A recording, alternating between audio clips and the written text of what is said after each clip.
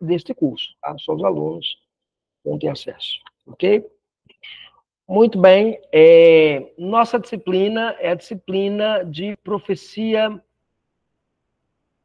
messiânica, tá?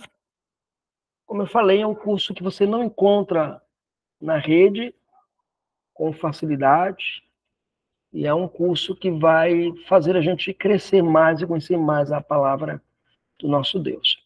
Então, eu vou compartilhar aqui com vocês a minha tela.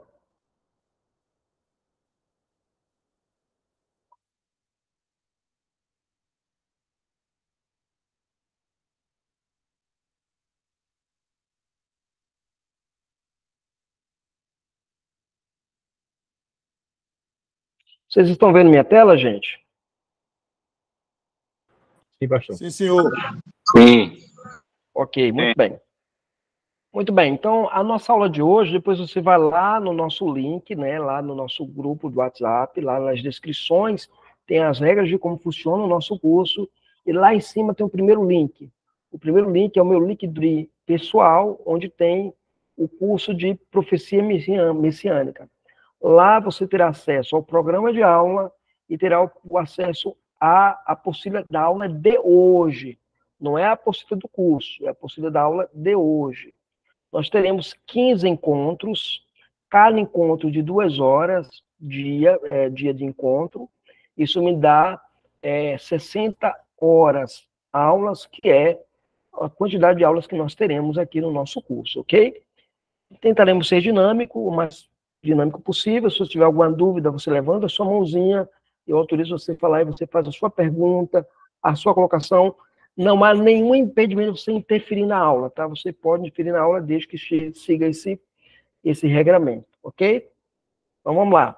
A nossa aula de hoje é o conceito de profecia, tá? Dentro do curso Profecia Messiânica. Eu poderia entrar diretamente com profecia messiânica, mas eu preciso entender o processo da profecia. O que é profecia à luz da boa teologia bíblica, teologia exegética, teologia confessional, ok? Lembrando, eu sou de confissão presbiteriana, calvinista, reformado e sou pastor na Igreja Presbiteriana do Brasil, ok? Seguindo aqui, a título de introdução, eu quero lembrar que um autor do século XX declara que a Bíblia pode ser caracterizada como uma palavra profética. Esse é o grande Jacob Van Bruggen, no seu livro Para Ler a Bíblia, um livro que poucas pessoas gostam dele, né? Eu lembro quando o Roberval trabalhava na Luz e Vida, eu me falava muito, ele queria saber que livro era esse, e acho que acabou adquirindo para ele também. É o livro Para Ler a Bíblia, capa simples, você não dá nada pelo livro, mas é um livro de hermenêutica e exegese, tá? Então, ele começa nomeando para nós que a palavra profética é a característica de toda a Bíblia. A Bíblia é um livro profético. Quem vai discutir isso com maior profundidade também é o querido Gerhard Van Groningen, né? O Van Groningen, na sua obra Revelação Messiânica, no desenvolvimento do conceito do Messias e do pacto ao longo da história. Nessa obra, ele tem um capítulo chamado A Bíblia como Livro Pactual, né? Como livro do pacto. É fantástico aquele capítulo maravilhoso. Então, naquele capítulo, ele vai desenvolver essa mesma ideia de que a Bíblia é uma palavra profética, tá? Um outro erudito nos informa que a palavra de Deus escrita pode ser considerada como registro escrito da revelação da relação pactual de Deus com a humanidade. Tá ali a humanidade, eu errei, mas ali a humanidade. E esta realidade tem um profético caráter, é o Van Groningen na sua obra Revelação Messiânica. Ok? Então, comecemos com o conceito e características da profecia bíblica. Vamos lá. O que é profecia? Né? A ideia de profecia perpassa pela compreensão que se tem do termo profeta. Então, preste atenção. A gente vê muitas pessoas dizendo assim, hoje nós temos profeta. Mas você pergunta, então temos profecia? Não, não temos profecia, temos profeta. Não. Para eu ter profeta, eu preciso ter a profecia. Se existe profecia, eu preciso ter o profeta. Então, de um lado, há pessoas que advogam que não há profecia, mas existe profeta.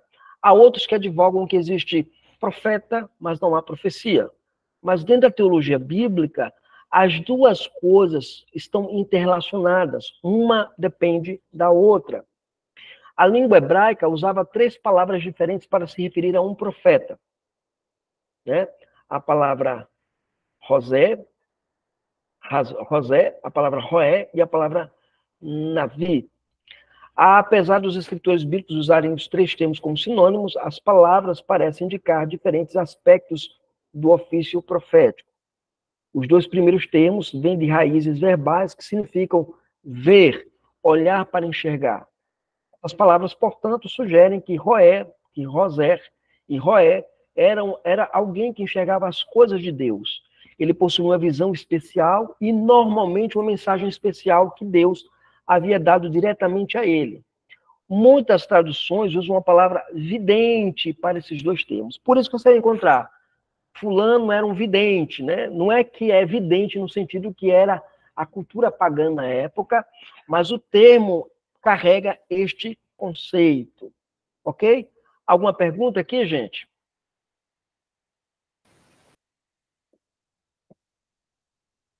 Não, pastor. Ok, deixa eu só fazer uma coisa aqui que eu esqueci, gente. Eu esqueci de fazer um negócio aqui só. Deixa eu parar aqui a apresentação, que eu esqueci de fazer um negócio. Espera aí, só vou...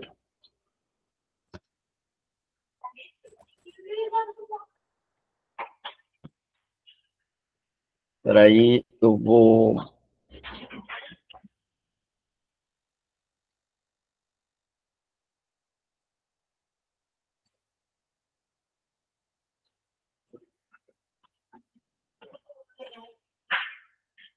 Só... Aqui...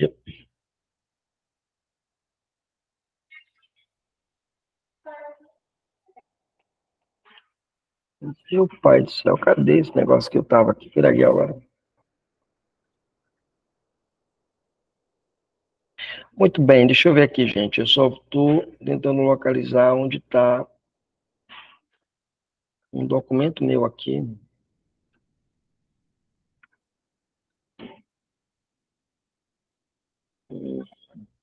Graças, paz. Paz, Tibério. Amém. Seja bem-vindo. Amém. Meu amigo Roberval, quanto tempo não lhe vejo?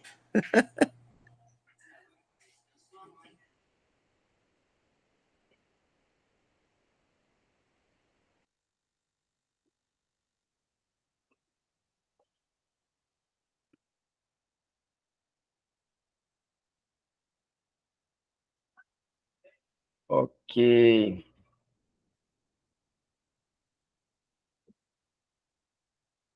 Muito bem, gente. Nós vamos retomar aqui. Eu localizei aqui o que eu estava procurando.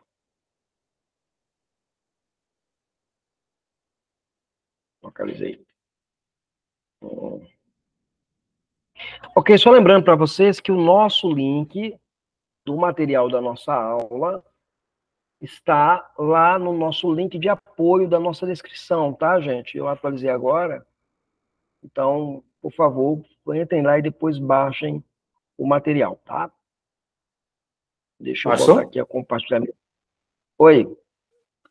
Ah, pronto. Agora eu consegui fazer funcionar meu microfone aqui. Ah, ok, Otávio. Certo. Eu, pastor, tenho aproveitar e fazer uma pergunta ali sobre o termo rabi, que se seria o mesmo que no texto nos evangelhos, Jesus é chamado ali antes dele ter aquele sermão lá sobre o novo nascimento, nascido da água e da... Veja, o termo lá é rabi. Aqui o termo aqui é navi. Tá vendo? Vocês estão vendo minha tela, sim, gente? é verdade. Estão vendo a minha tela, não estão? Estamos sim, pô. Olha só, Ô, o pastor. termo aqui... Ok, o termo aqui é esse aqui, ó.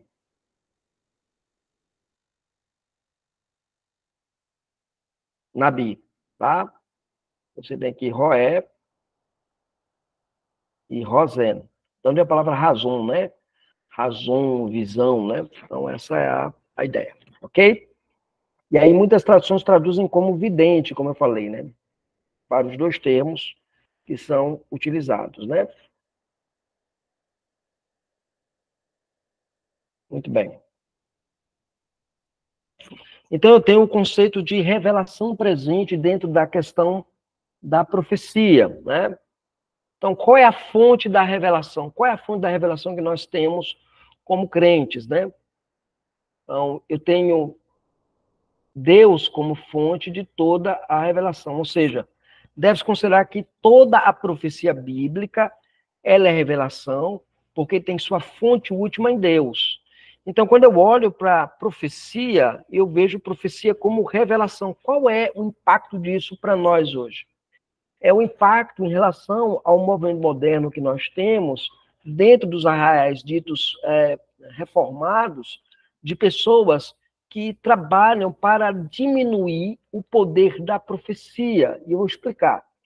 Há um autor muito famoso na mídia, que ele escreveu um livro onde dois capítulos do livro dele, ele vai mencionar que o profeta do Novo Testamento, ele é inferior ao profeta do Antigo Testamento, para sugerir a ideia de uma profecia ordinária, como se fosse uma mera pregação. Profecia é uma mera pregação.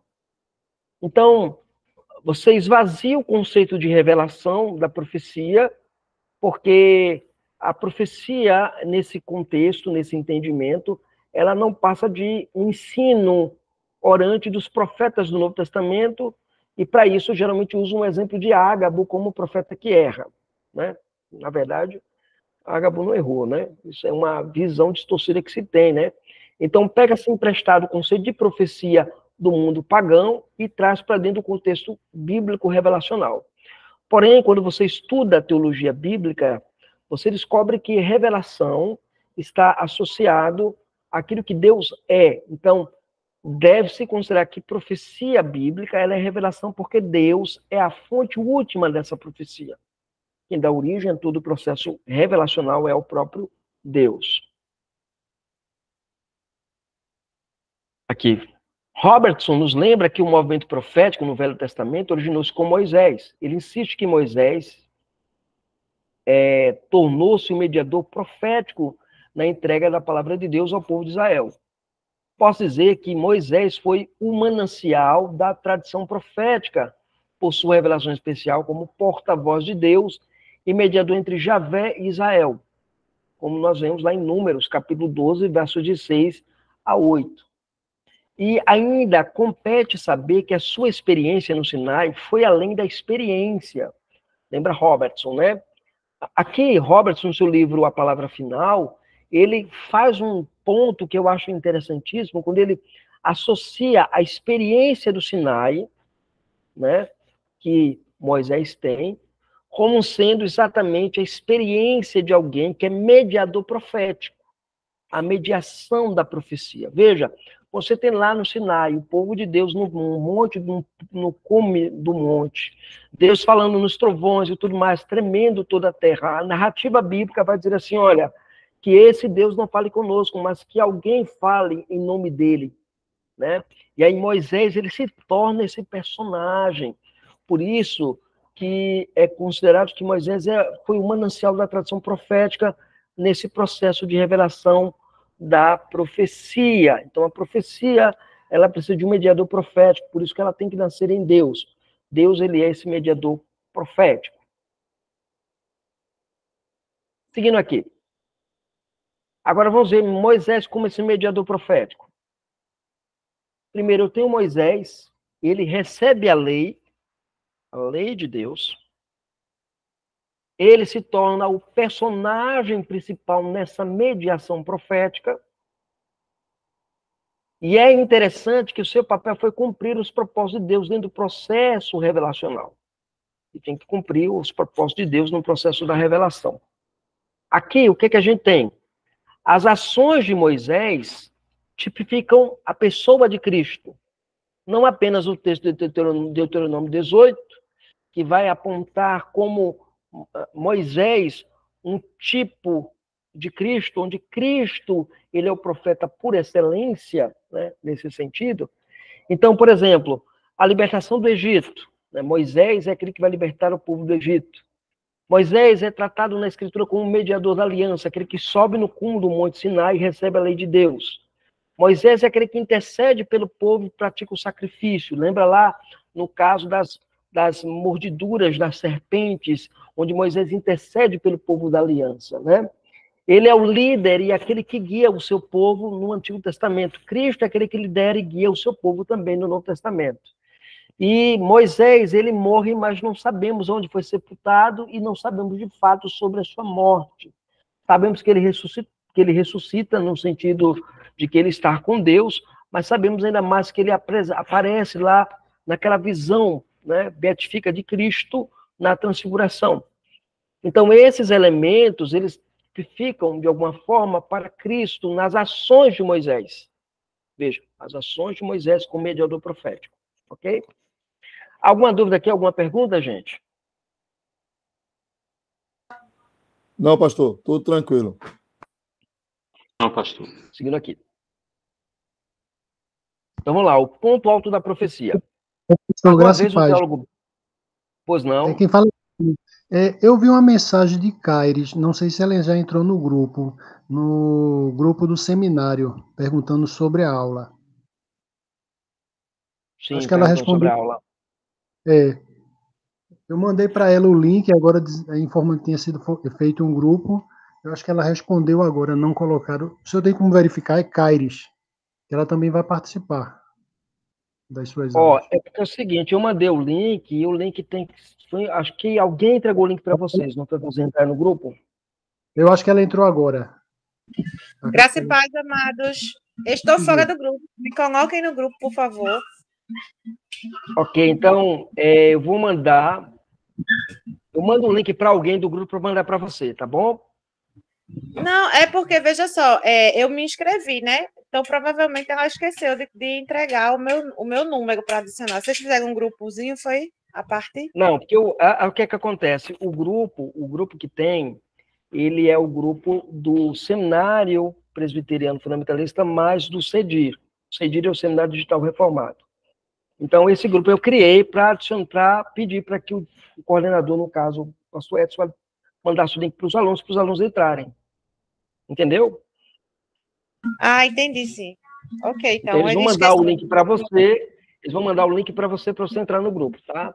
Aí no grupo, como o grupo é um grupo restrito a essa equipe aqui, esses alunos aqui, então ele tem uma chamada medida de proteção.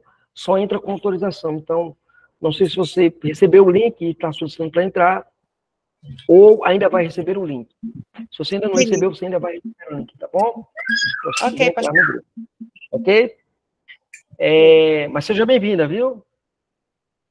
Obrigada. Muito bem. Então, aqui eu tenho o teólogo Van Groningen, ele vai dizer que foi no período de Moisés que a revelação atingiu o seu ponto mais alto. E todos os profetas subsequentes... E aqui eu acho fantástico isso aqui, gente, porque a gente precisa aprender isso. Olha, o problema da igreja evangélica de hoje é porque ela não entende o processo da profecia messiânica. Porque ela não entende como funciona a profecia no processo revelacional. Esse é o maior perigo que a gente tem hoje na igreja. Veja, a revelação ela atinge o ponto alto no processo em que Moisés se torna esse mediador profético, como nós vimos no slide anterior. Todos os profetas subsequentes falaram dentro do contexto da mensagem de Moisés que ele esboçou e ele desenvolveu. Olha que coisa interessante. Moisés é como se fosse, por exemplo, o Berkoff. Você começou teologia sistemática, você começa por onde? Berkoff, né? Todo mundo gosta de Berkoff. Então, cara, quero estudar teologia sistemática. Então, vou para onde? Vou para Berkoff. Hoje o pessoal está usando aí o R6 Pro lá, né? Somos todos teólogos. Você começa pelo básico. A partir de Berkoff, você consegue construir toda uma teologia. Entende? Esse desenvolvimento teológico, por assim dizer, se deve aos primeiros passos bem fundamentados que aquela primeira obra que você leu lhe manteve em pé. Então, ele é, por excelência, o tipo profético, precursor do plano e do propósito de Deus, diz Van Groningen. Ou seja, ele é o precursor profético e revelador último da vontade e do plano e do propósito de Deus. E aqui eu quero chamar a sua atenção para o que Van Gruning diz, né? Que Cristo, ele é o revelador último da vontade de Deus. Isso nos lembra Hebreus, capítulo 1, versículos 1 e 2, onde ele deixa bem claro que o clímax da revelação é trazida pelo Senhor Jesus Cristo. Fato este que o grande Calvino, no seu comentário aos Hebreus, ele vai fazer esse paralelo, ele vai dizer assim, ó, Cristo não trouxe alguma palavra, mas ele trouxe a palavra final. Olha que coisa interessante. Então, nesse processo revelacional, que aqui a gente está vendo, a profecia mosaica, e aí é interessante isso também, ela alcança o seu alto nível, o nível mais alto de profecia se dá com Moisés, porque Moisés se torna o revelador último da vontade de Deus e dos propósitos do plano de Deus dentro da estrutura profética, ok? Alguma pergunta aqui, gente? Alguém levantou a mão? Não, pastor. Não. Não, né? Deixa eu seguir aqui. Vamos ver aqui a estrutura profética aqui.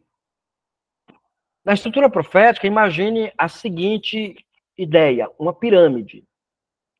Ok? Pensa numa pirâmide agora. Nessa pirâmide, você tem um progresso de um ponto a outro. Eu tenho uma lei no topo. Entende? É exatamente isso que Van Gruning está dizendo. Eu tenho uma lei no topo. Dessa lei no topo, eu tenho os escritos, que é um desdobramento do Pentateuco. Tá? Um desdobramento do Pentateuco. A lei é o desdobramento dos escritos para os escritos e também para os profetas, seja eles maiores, seja eles menores, sejam eles posteriores, sejam eles anteriores ou posteriores. E chega no clímax que é Cristo, que é o Novo Testamento. Então, quando eu estudo profecia messiânica, eu estou olhando para esse movimento, tá? Eu estou olhando para esse movimento, eu estou olhando do Gênesis ao Apocalipse, ok? Do Gênesis ao Apocalipse. É claro que a gente sabe que há aqueles que fazem o caminho inverso, que pegam do Novo Testamento para o Antigo Testamento. Mas há um problema aqui. E o problema é quando você está evangelizando alguém. Você está evangelizando alguém, o que você faz? Você está lá evangelizando uma pessoa, a pessoa creu em Jesus e tal, aí a pessoa agora é crente e tal, está na igreja, aí você precisa passar por um discipulado. Qual livro você manda ele ler? Me diga aí. Responda aí.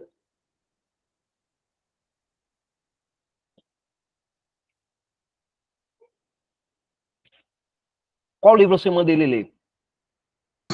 Geralmente é João, né, pastor? Geralmente é João. Eu acho que quase 80%, 90% dos crentes mandam você ler João. Deveria ser o Evangelho de Marcos, eu acredito. Muito bem. Eu acho que João Vamos lá. Eu acho que o Evangelho de João é muito filosófico, entendeu? Não é um Evangelho fácil de se entender, não. Eu acho que o Evangelho de Marcos ele é mais prático. Ele é uma narrativa mais fácil de poder se entender. Entendi. Vamos lá. O cara chegou no capítulo 3 de João. Capítulo 3. Aí ele leu lá a história de Nicodemos e quando ele chega ali naquela parte lá, onde Jesus declara assim como Moisés levantou uma serpente no deserto. Meu amigo, pensa no nó que vai dar na cabeça desse novo convertido agora. Que Moisés? Que serpente? Quem é ele? Alguém levantou a mão. Foi eu, pastor. Pode falar, Roberval. Eu penso que, de forma geral, a gente não tinha o que nós temos hoje, de material para se fazer um estudo mais acurado de tudo que o senhor está dizendo, né?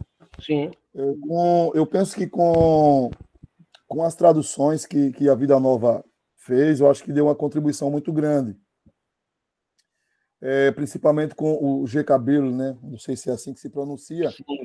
Sim. O G. Cabelo, ele com aquela obra dele, né?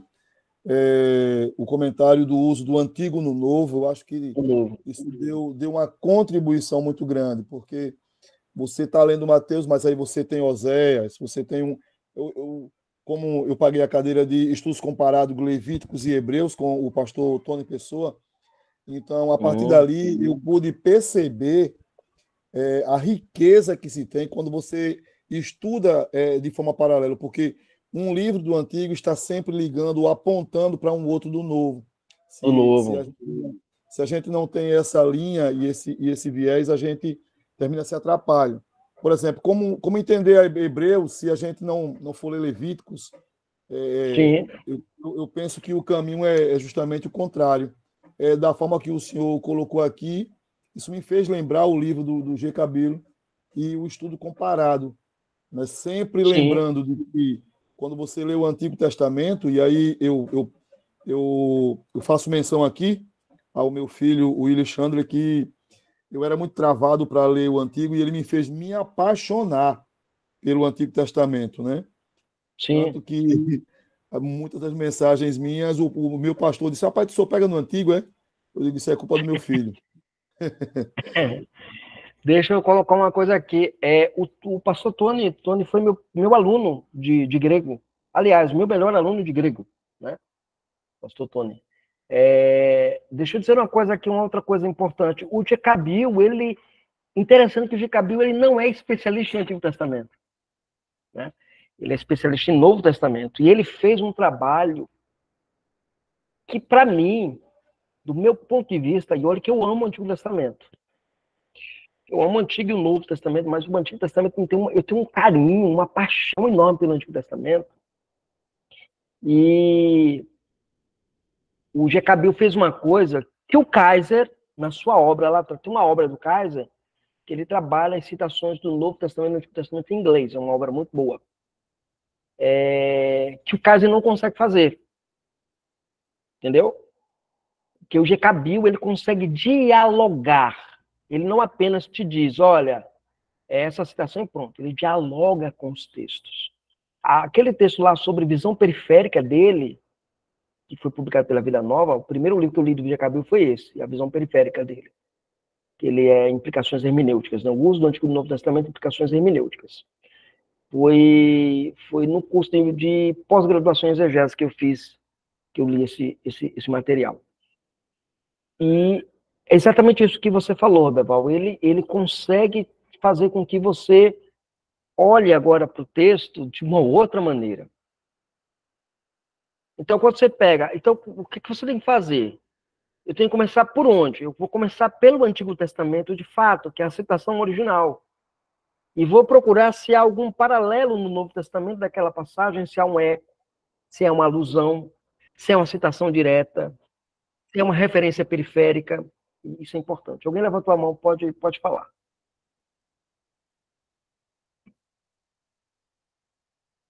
Abre o microfone. Pastor, eu também penso que essa tendência dos crentes indicarem algum texto do Novo Testamento, sobretudo o Evangelho, é justamente uma visão equivocada do Antigo Testamento, né? Sim.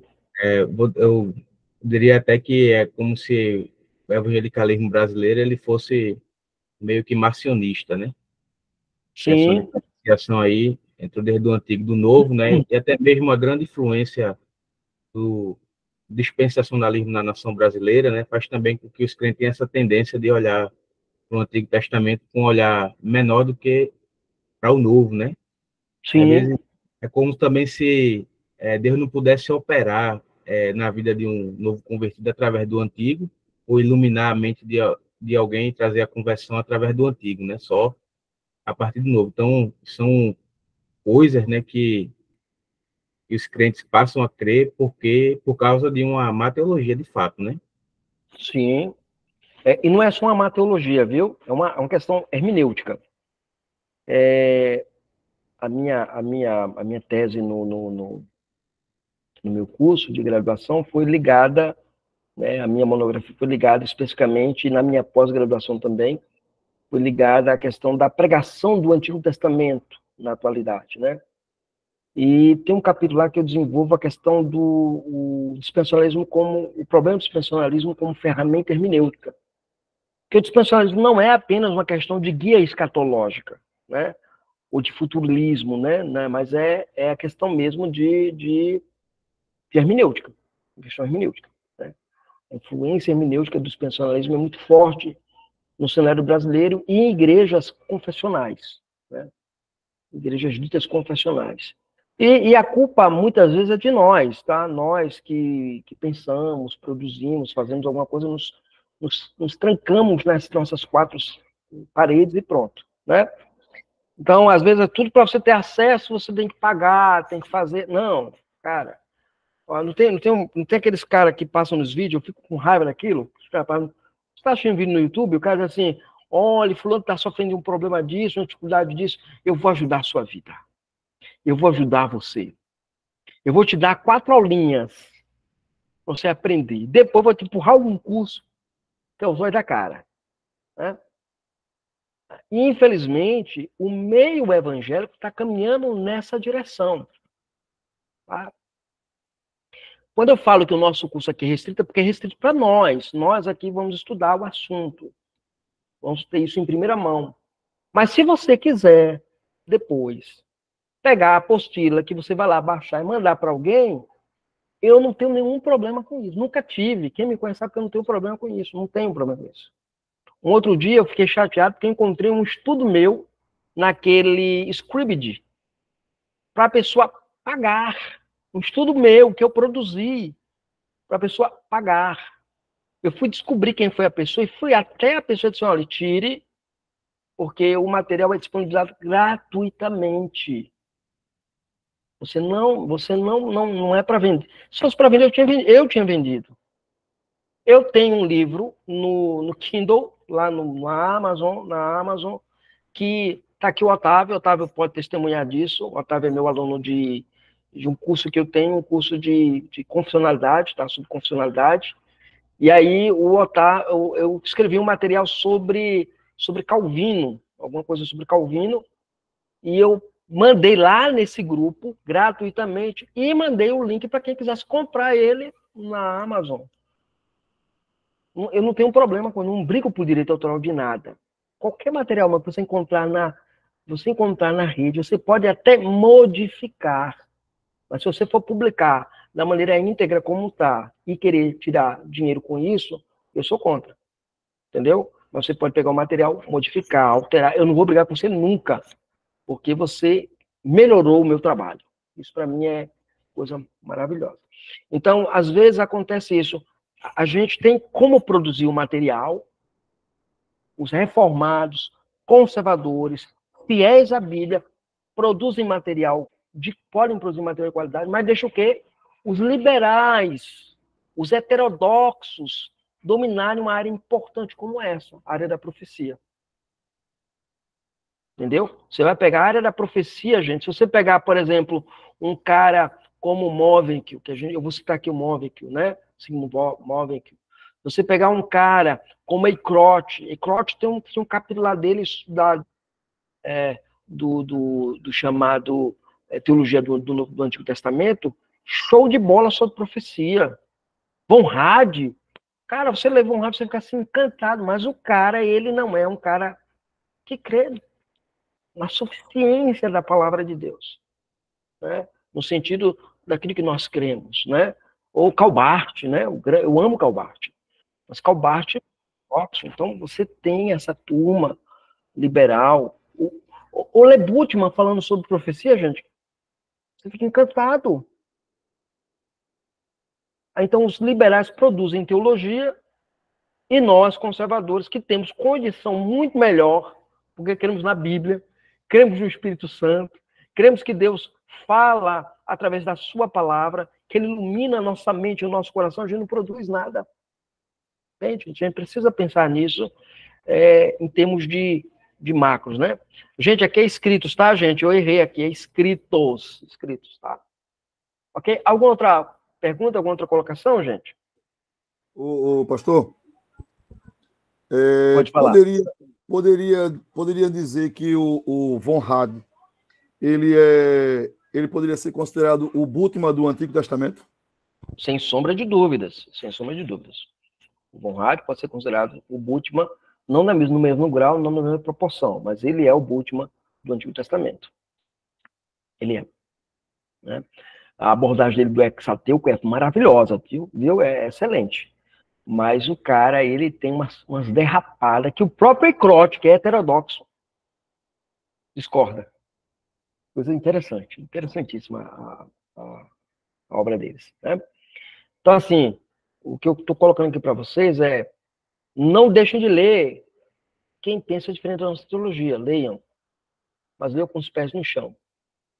Confia na Bíblia, na palavra de Deus. Se você não tem mente, cabeça ou preparação para lê-los, se firma primeiro na doutrina que você está aprendendo.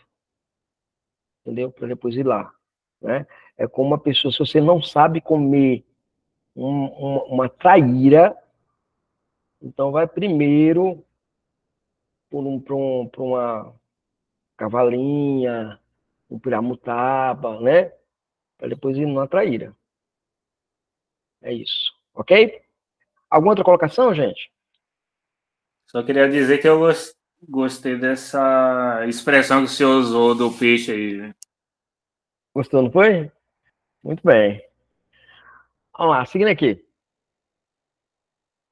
Então, mas não se pode ignorar, por exemplo, o vocábulo Navi, pois ele é mais predominante porque ele salienta a ideia da profecia no Antigo Testamento. Como bem coloca os dois eruditos do Antigo Testamento. O termo Navi ocorre com mais frequência no Antigo Testamento hebraico, mais de 300 vezes. Uma interpretação comum dessa palavra o relaciona com o verbo acádio, acadiano, nabu, que é chamar. E é possível que o termo nabi refira-se àquele que é chamado, alguém que Deus havia chamado para levar a mensagem divina ao seu povo. De fato, os profetas certamente possuem um chamado. Lembra lá o Arnold e o Becker, naquela obra lá, Conheça o Antigo Testamento. Que, se você encontrar ele, compre, viu? Porque ele está sumiu do mercado. É uma obra sumida do mercado. Eu tenho ele em inglês e tenho ele tanto do Antigo quanto do Novo Testamento em inglês e tem uma edição dele em português, né? Se considerarmos a ideia que Moisés foi o modelo para todos os profetas que vieram depois dele, como Deuteronômio 18, no nosso programa de aula, vocês viram, né? No programa de aula, eu vou explorar esse capítulo, esse versículo, com maior amplitude, tá? Eu só estou pincelando aqui. Então, aqui, lembra lá o Wright, né? O Wright lá, no livro, aquele livro lá, Pregando e Ensinando a partir do Antigo, com base no Antigo Testamento. Como pregar e ensinar com base no Antigo Testamento do Wright, publicado pela editora, se não me foge a memória, é Mundo Cristão. Mundo Cristão, ok? Então, Moisés não só constitui o modelo para todos os profetas, ele é, conforme já mencionado, como o mediador profético do pacto, onde ele receberia a palavra de Deus no monte e, subsequentemente, intermediaria a palavra ao povo que está lá embaixo, que tremia. Foi assim que a profecia teve sua origem. Nesse sentido, posso dizer que Moisés foi o manancial da tradição profética por sua relação especial como porta-voz de Deus e mediador entre Javé e Israel. Lembra Osborne? A atividade profética neste período ocupa 4 níveis interessantes para o estudo da profecia bíblica no período veterotestamentário, a saber, o período pré-mosaico, o período mosaico, o período não canônico e o período canônico. Lembra Van Groningen? Esse período aqui. Período pré-mosaico, ou seja, antes de Moisés. Quem é que tem antes de Moisés? Eu tenho lá Adão e Abraão, período pré-mosaico. Período mosaico, o próprio Moisés. Profecia não canônica, aquelas profecias que não estão registradas na Escritura, no sentido de uma produção de um documento canônico, né? Mas está lá, né? As profecias, os profetas existiram, né? Aquela profecia existiu, mas ela não foi registrada. E a profecia canônica, que são os profetas canônicos que nós conhecemos. essa estrutura, ela ajuda o leitor a compreender melhor a ideia de profecia conforme formulada pelas próprias escrituras, ok? Então é isso que a gente tem que ter em nossa mente. Agora vamos lá. O conceito bíblico do... Alguém levantou a mão, pode falar. Pastor, tem como o senhor explicar novamente essa questão do não canônica? Um profeta não canônico. Aquele profeta não canônico é aquele profeta que, por exemplo, vamos pegar aqui o profeta sem nome. Ele profetizou? Diz a narrativa bíblica que ele profetizou. Está registrado? Não.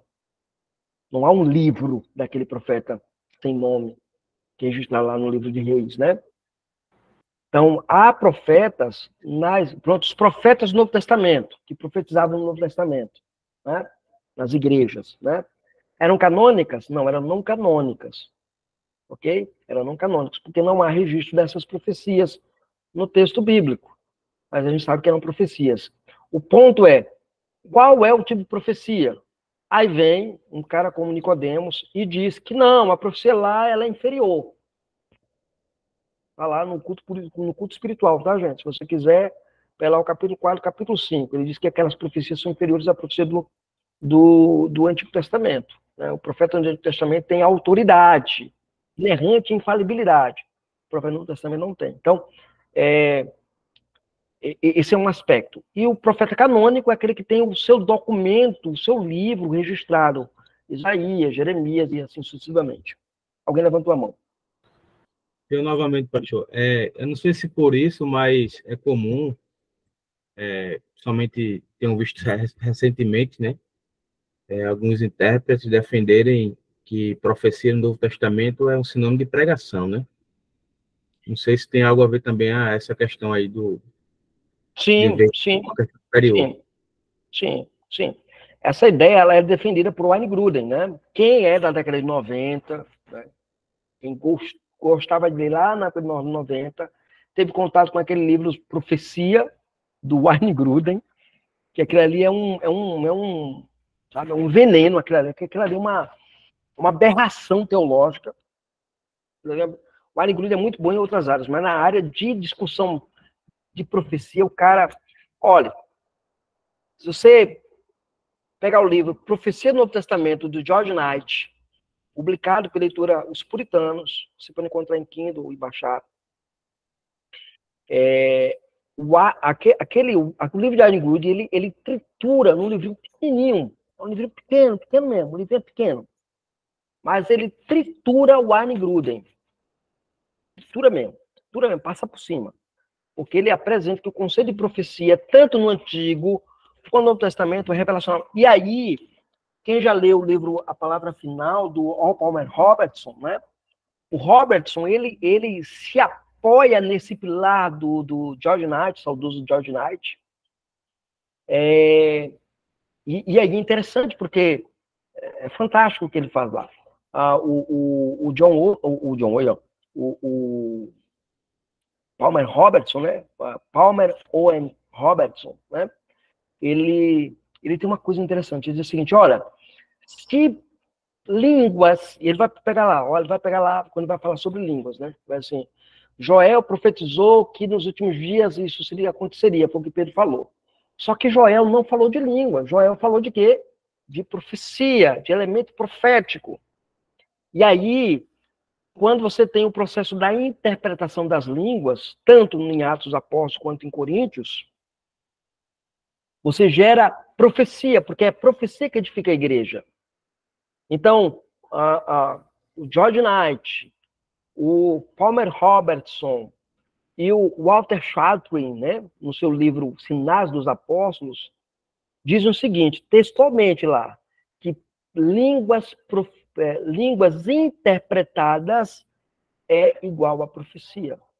Por isso que Paulo vai dizer assim, eu prefiro que vocês profetizem do que falem línguas. Né? Então, quando eu inferiorizo a profecia, digo, profecia é uma mera pregação no Novo Testamento. Eu estou dizendo o seguinte, o profeta do Novo Testamento, e aí é mais fácil entrar erros na igreja. Eu estou, inclusive, traduzindo um livro chamado a Profecia Falível. Profecia Falível. onde o autor ele destrói os argumentos de D.A. Carson, que é adepto da teologia de Gruden, do Dr. Nicodemos, que é adepto da teologia de Gruden, dos argumentos de Wayne Grudem. Para você ter ideia, o D.A. Carson elogiou a obra, disse que ela é de maneira como se ela fosse conectada, muito bem amarrada exegeticamente. É uma das melhores obras. Infelizmente não está em português. Então, é uma obra excelente de um pastor batista chamado Beasley. Rapaz, a obra é fantástica. Então, por causa dessa noção de entender errado o que é profecia não canônica e embebido de pegar a palavra profecia não a partir do texto bíblico, mas a partir da cultura pagã da época e trazer para o texto, aí, meu amigo, aí, acabou. É você usar o método histórico-crítico para interpretar as escrituras, entende? Então, quando eu sigo o método histórico-crítico para a interpretação da escritura, eu vou ter esse problema. Aí o cara quer ser conservador, o cara quer ser reformado, o cara quer ser... Não é nada disso, porque ele foge, né? Ele não consegue explicar a coisa, ele foge do método histórico-crítico para poder buscar uma solução para o problema, né? Ele não quer superar o problema. Ok? Alguma outra pergunta, alguma outra colocação?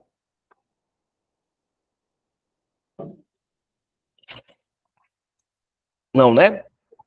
Seguindo aqui. Dentro dessa questão aí, né? Certo. Como é que ficaria... Então, aquele texto de Paulo ali aos Efésios, no capítulo 4, né? E ele mesmo deu uns para apóstolos e profetas. Então, aqueles profetas ali também englobariam aqueles do Novo Testamento, né? Tendo em vista que não existe uma descontinuidade, né, na questão da revelação profética. Da revelação profética. Então, Isso. no caso, os profetas neotestamentários também estariam inseridos ali, né? Porque assim é comum as pessoas não, né? Alguns pastores mesmo leiam aquele texto e dizem, não, o profeta aqui é aquilo do Antigo Testamento, né? E assim, até pelo próprio contexto do texto ali, fica difícil argumentar dessa maneira, porque Paulo está falando ali da igreja na nova aliança, né? E não simplesmente na antiga aliança. Então, simplesmente pegar ali e dizer, foi do Antigo Testamento, eu acho que para mim é uma forçação ali interpretativa. Exatamente. Outro ponto que é destacável lá é porque quando eles vão argumentar isso, vão dizer o seguinte, olha, quem é inspirado? É o apóstolo é inspirado no Novo Testamento. Então eles pegam o apóstolo e transformam o apóstolo em profeta. Mas nitidamente, Paulo vai dizer assim, né? Todos são profetas? Não. Todos são apóstolos? Não. Ele começa, apóstolo, profeta, vai descendo a escadinha, né? O grau, né? A hierarquia dos dons. Então, quando eu confundo apóstolo com profecia, meu amigo, vai dar coisa feia. Não vai para frente. Entende? Porque quando você diz que o apóstolo, ele era o profeta, não, o apóstolo era o profeta. O apóstolo não era o profeta. O apóstolo recebia a palavra de Deus, ele podia falar de maneira inspirada, inerrante e autoritativa, mas o ofício dele era de apostólico. Era o mediador dos dons. Né? Isso é importante ser bem colocado. E ele, por ser mediador dos dons, ele era alguém que falava de maneira autoritativa em nome de Cristo. Ele era apóstolo, ele era enviado. O profeta falava com base no quê? Na revelação dada e na revelação já escrita. Então, são duas coisas importantes. Havia o elemento de oralidade, no sentido de pregação com base na escritura, havia, mas quando o profeta ele falava de maneira inerrante, inspirada e autoritativa. Porque ele pega... É como a gente aprendeu agora, né? A gente que a lei de Moisés é a base da construção profética. Eu não posso... Um profeta, lembra lá do texto do Deuteronômio 18? Um profeta que fizesse com que o povo de Deus fosse adorar outros ídolos, outros deuses, o que é que aconteceu com esse profeta? Era morto. Por quê? Desvinculou-se da base profética original, que é Moisés.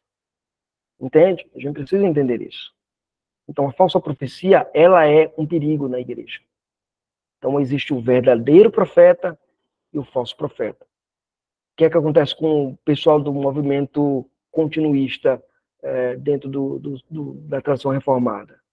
É que eu vou ter que julgar se a palavra é de Deus ou se a palavra é dos homens. E aí eu vou abrir para o erro, para a falsa profecia tomar conta do ambiente. Ok? Alguma dúvida? Não, pastor. Vamos seguir aqui. Então, o conceito bíblico do que seja um profeta e de sua atividade se destaca na passagem de Êxodo 7, de 1 a 2, que declara. Então, olha, eu quero que você preste atenção aqui. Então disse o Senhor a Moisés: vê que te constituí como Deus sobre Faraó, e Arão, teu irmão, será o teu profeta. Tu falarás tudo o que eu te ordenar, e Arão, teu irmão, falará a Faraó, para que deixe ir da sua terra os filhos de Israel. Observemos que Deus coloca Moisés como se fosse uma divindade, aqui, ó, né? Assim, e tu serás como Deus, Elohim, tá vendo? Netacticar, Elohim, né? E Arão, teu profeta, né? Aí, ó, veio Arão, né?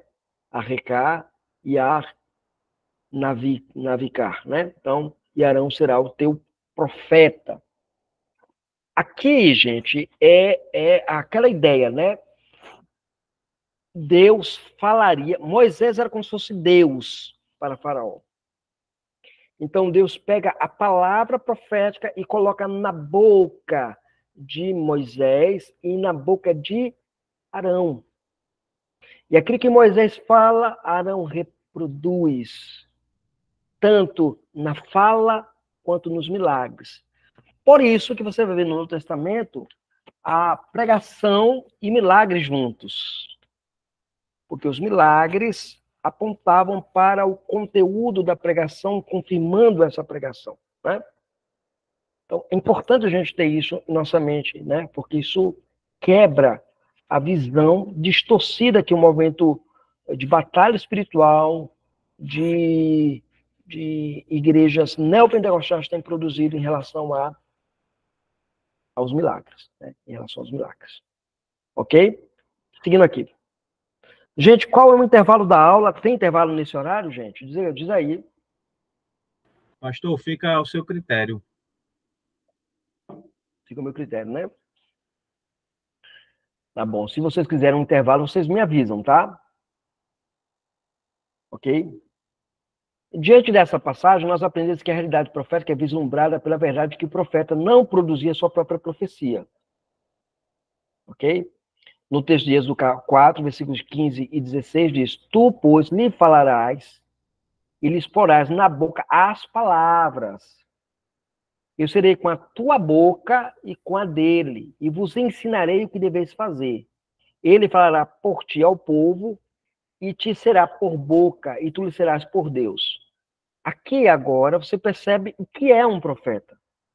Um profeta é a boca de Deus. Aqui nós sabemos com certeza que a função do profeta é ser essa boca de Deus. Nos textos ora elencados, observamos que Moisés seria o Deus para Faraó e Arão seria como o profeta da divindade. Essa realidade é bem delineada em Êxodo capítulo 4, versículos 15 e 16, que nós acabamos de ver. Textualmente é declarado que o profeta é a boca da divindade, na hora de comunicar a sua mensagem. Em sua essência, a profecia bíblica é uma comunicação sobrenatural, onde Deus revela a sua vontade e proposta ao ser humano. O profeta não é um mero adivinho ou visionário, mas um mensageiro divino com uma missão específica. O profeta não está tentando adivinhar o futuro, mas eles têm uma mensagem específica. Profecia e história. A profecia possui um papel crucial na história da redenção, pois, primeiro, revela o caráter e os planos de Deus. A profecia nos permite conhecer a Deus como um ser amoroso, ser justo, misericordioso, que tem um plano de redenção para a humanidade. Guia e orienta o povo. A profecia oferece instrução e conselhos para que o povo possa viver de acordo com a vontade divina. E é interessante que possa obedecer o pacto de Deus com o seu povo, ou seja, um retorno, de fato, à lei de Deus. Adverte contra o pecado e a apostasia.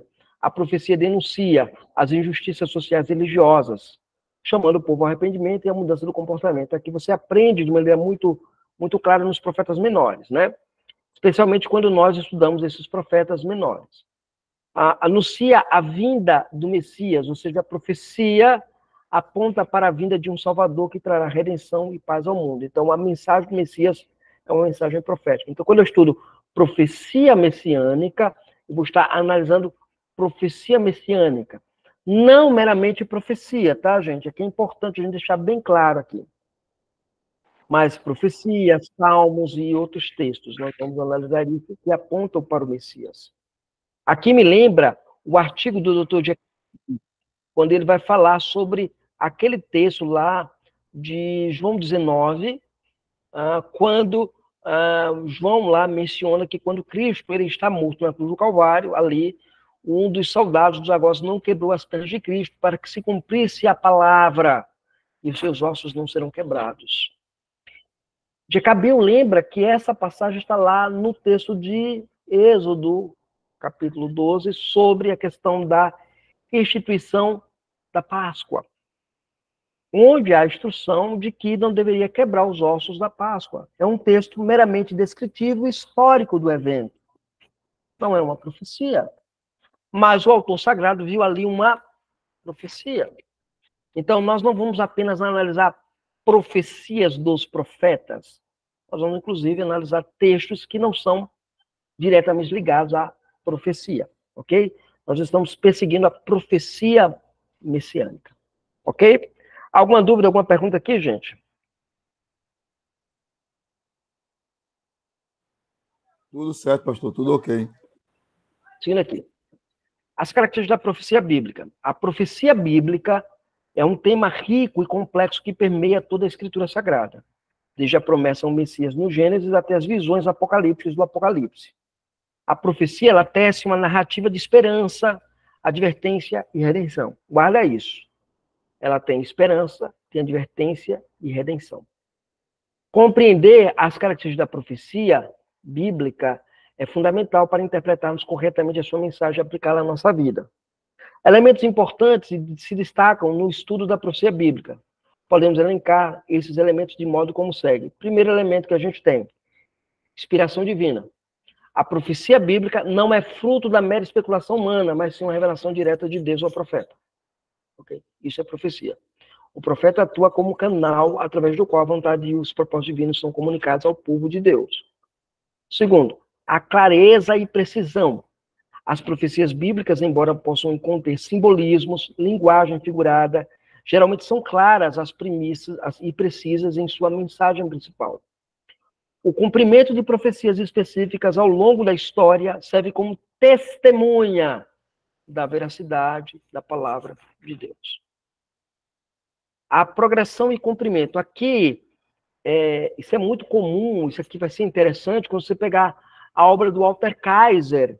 O Walter Kaiser é um grande teólogo, a gente não pode ignorá-lo, né? Embora ele trabalhe a perspectiva meramente da promessa e cumprimento, esse é o foco dele.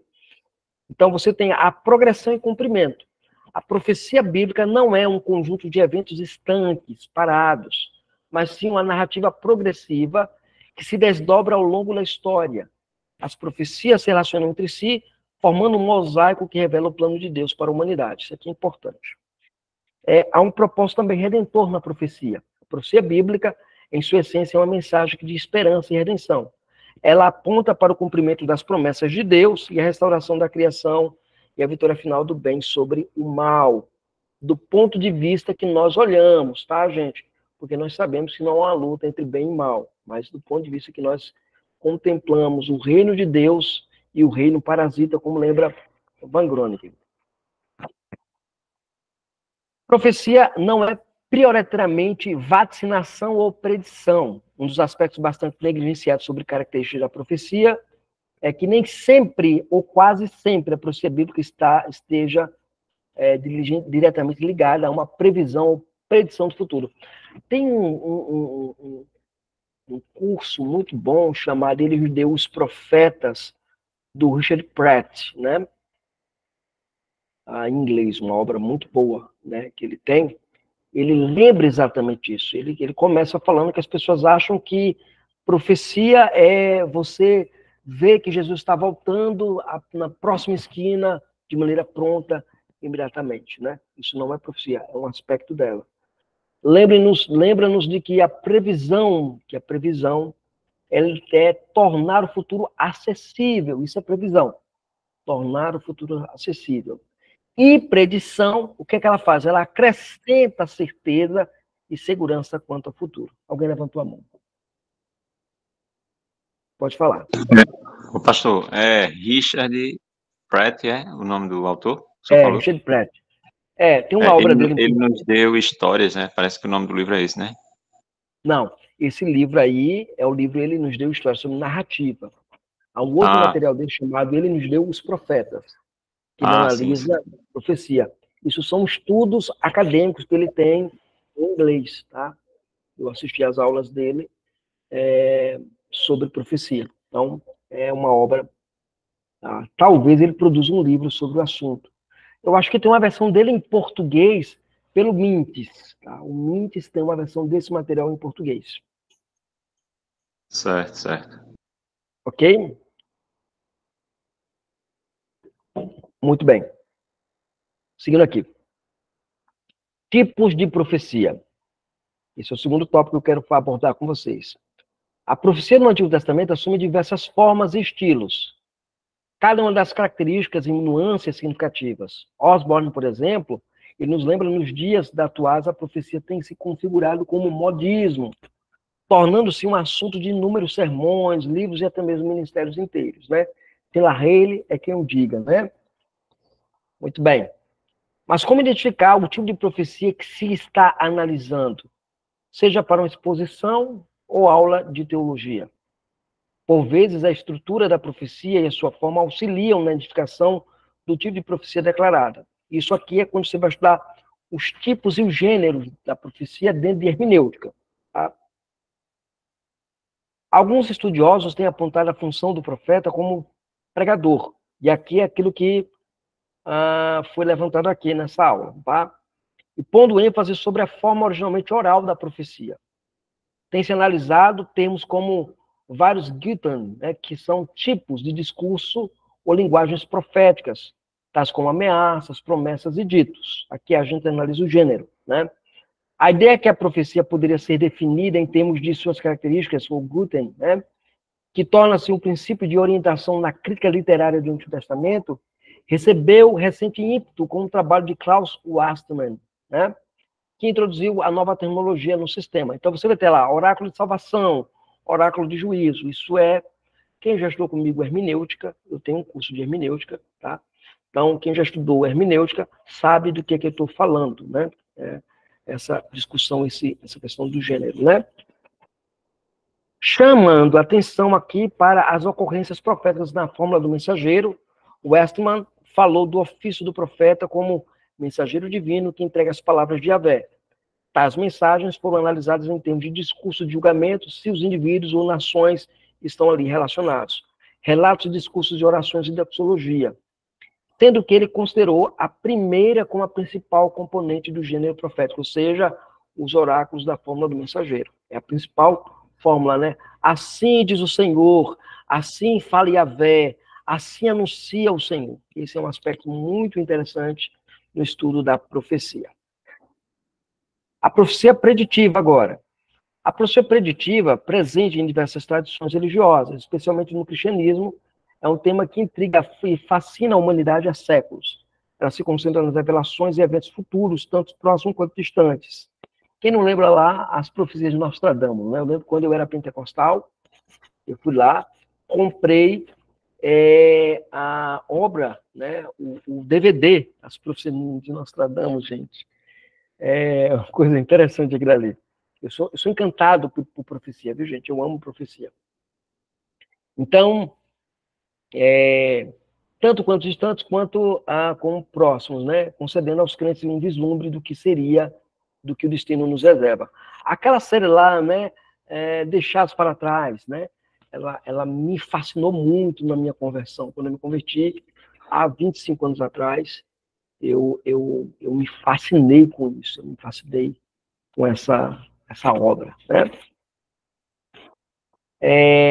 Definição e característica da profecia preditiva. A profecia preditiva pode ser definida como a capacidade de revelar eventos futuros com precisão antes que eles ocorram. Essa revelação pode ser concedida por meio de visões, sonhos, oráculos, ou mesmo através de interpretações de sinais e símbolos, né? Haja visto lá, o livro de Daniel é bem rico nessa questão, né? As profecias preditivas podem ser específicas, ou seja, focalizar em um evento particular, com a ascensão de um líder ou a queda de um império. Genéricas, tratam de tendências gerais ou temas abrangentes, como a ascensão do mal ou a vinda de um Messias. Então, esses são aspectos integrantes da profecia preditiva. Alguma pergunta aqui, gente? Não. Ok. Vocês estão acordados ainda aqui na aula, gente? Estão acordados? Com certeza. Eu não quero fazer pergunta para não atrapalhar. Sim. Olha só, faz pergunta. Não deixa passar, não, a dúvida não, tá? Se tiver com dúvida, faz pergunta. Não deixa passar, não. Porque talvez a sua pergunta seja a dúvida de outro. Ok? Ok, alguém levantou a mão. Vamos lá. Perfeito, pastor. O senhor está sendo muito claro, né? Assim, até agora, assim, pelo menos assim, não estou tendo dúvida, não. Ok. Seguindo aqui. É necessário ressaltar que nem todas as palavras dos profetas são orientadas para o futuro. Aqui é fantástico. Aqui é o Walter Kaiser, né? Ele vai apontar isso de maneira muito interessante, né? Kaiser sou um alerta significativo quando disse que muitos ligam a palavra profecia à ideia de futurologia. Essa tem sido a abordagem mais comum, ou não é, sobre profecia no cenário das igrejas evangélicas atuais. Aconteceu lá o conflito lá no Oriente Médio. Puf! O Hamas invadiu lá e fez o que fez e tal. Pá! O relógio escatológico disparou. Não é assim? Dessa maneira. Walter Kaiser, que é um pré-milenista, né? Ele alerta isso aqui, né? Importante a gente ter isso na nossa mente. Os tipos de profecias preditivas. Ainda nós temos aí. As profecias preditivas podem ser categorizadas de diferentes tipos. As profecias messiânicas, que é o tema do nosso curso. O que é que eles fazem? Anunciam a vinda de um Salvador ou Messias, como profecia de Isaías 7:14, sobre o nascimento do Messias. Ele vai explorar isso mais adiante com detalhes. Profecias apocalípticas, que revelam eventos relacionados ao fim dos tempos, com a batalha entre o bem e o mal, aquela questão lá que nós conhecemos, a ressurreição dos mortos e o final. E aqui é bem singular para nós, né? Quem é a milenista, mas seja ele otimista, idealista, pessimista, segue essa estrutura, né? Quem é pós-milenista, seja ele historicista ou preterista parcial, que são os crentes, né? Existe o partido preterista completo, que não são crentes, né? Também seguem essa estrutura, né?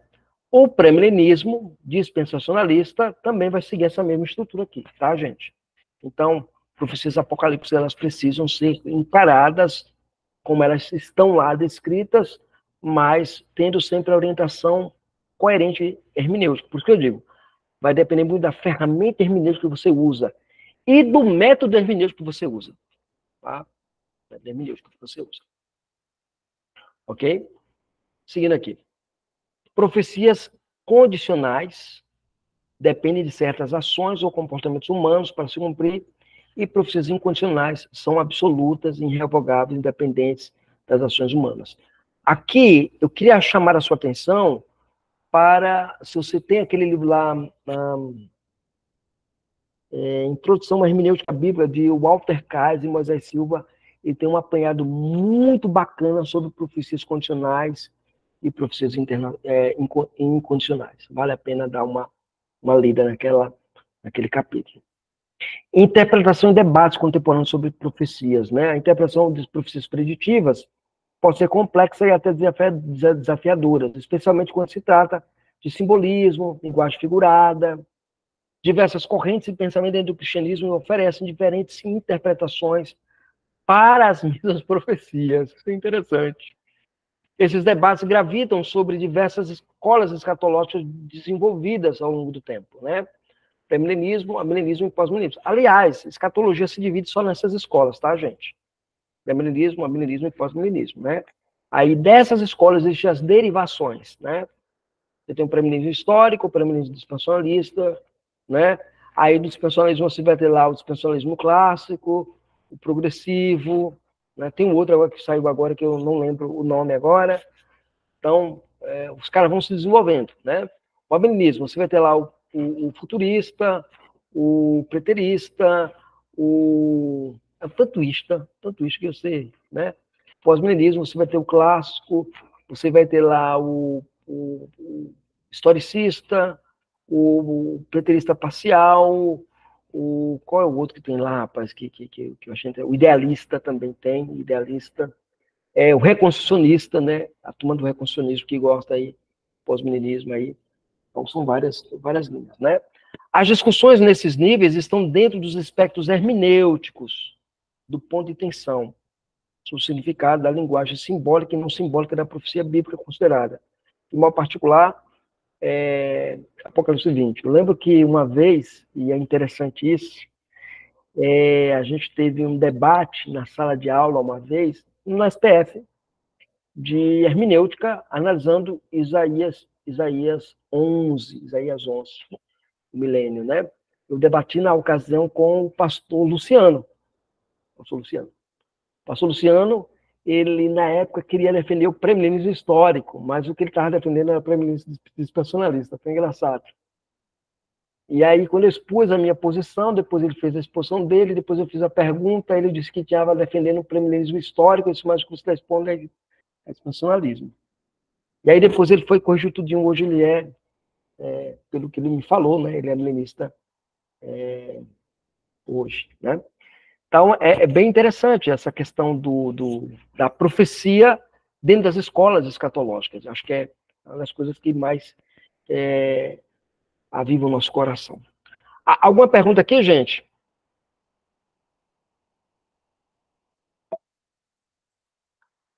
Vou seguir aqui, viu? Ok, pastor, segue. Fica à vontade, pastor. Então, aqui eu vou encerrar a projeção e vou agora para o nosso PDF, tá, gente? A importância da profecia preditiva, ou seja, a profecia preditiva oferece aos crentes uma base sólida de fé e esperança. Ela fornece um vislumbre do plano divino para a história e para a humanidade, oferecendo conforto e orientação em termos de incerteza. Essa é a importância dela, tá?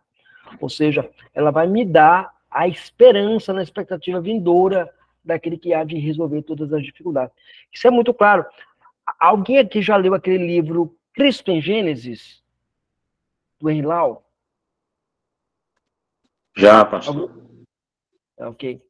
Esse livro, Cristo em Gênesis, eu tenho ele na primeira edição dele em português. O Evangelho em Gênesis. Na verdade, a versão dele em inglês é Evangelho em Gênesis, tá? Eu tenho a primeira versão dele em português em 1950, publicado pelo Centro de Literatura, na Praça Joaquim Nabuco, viu, Roberval?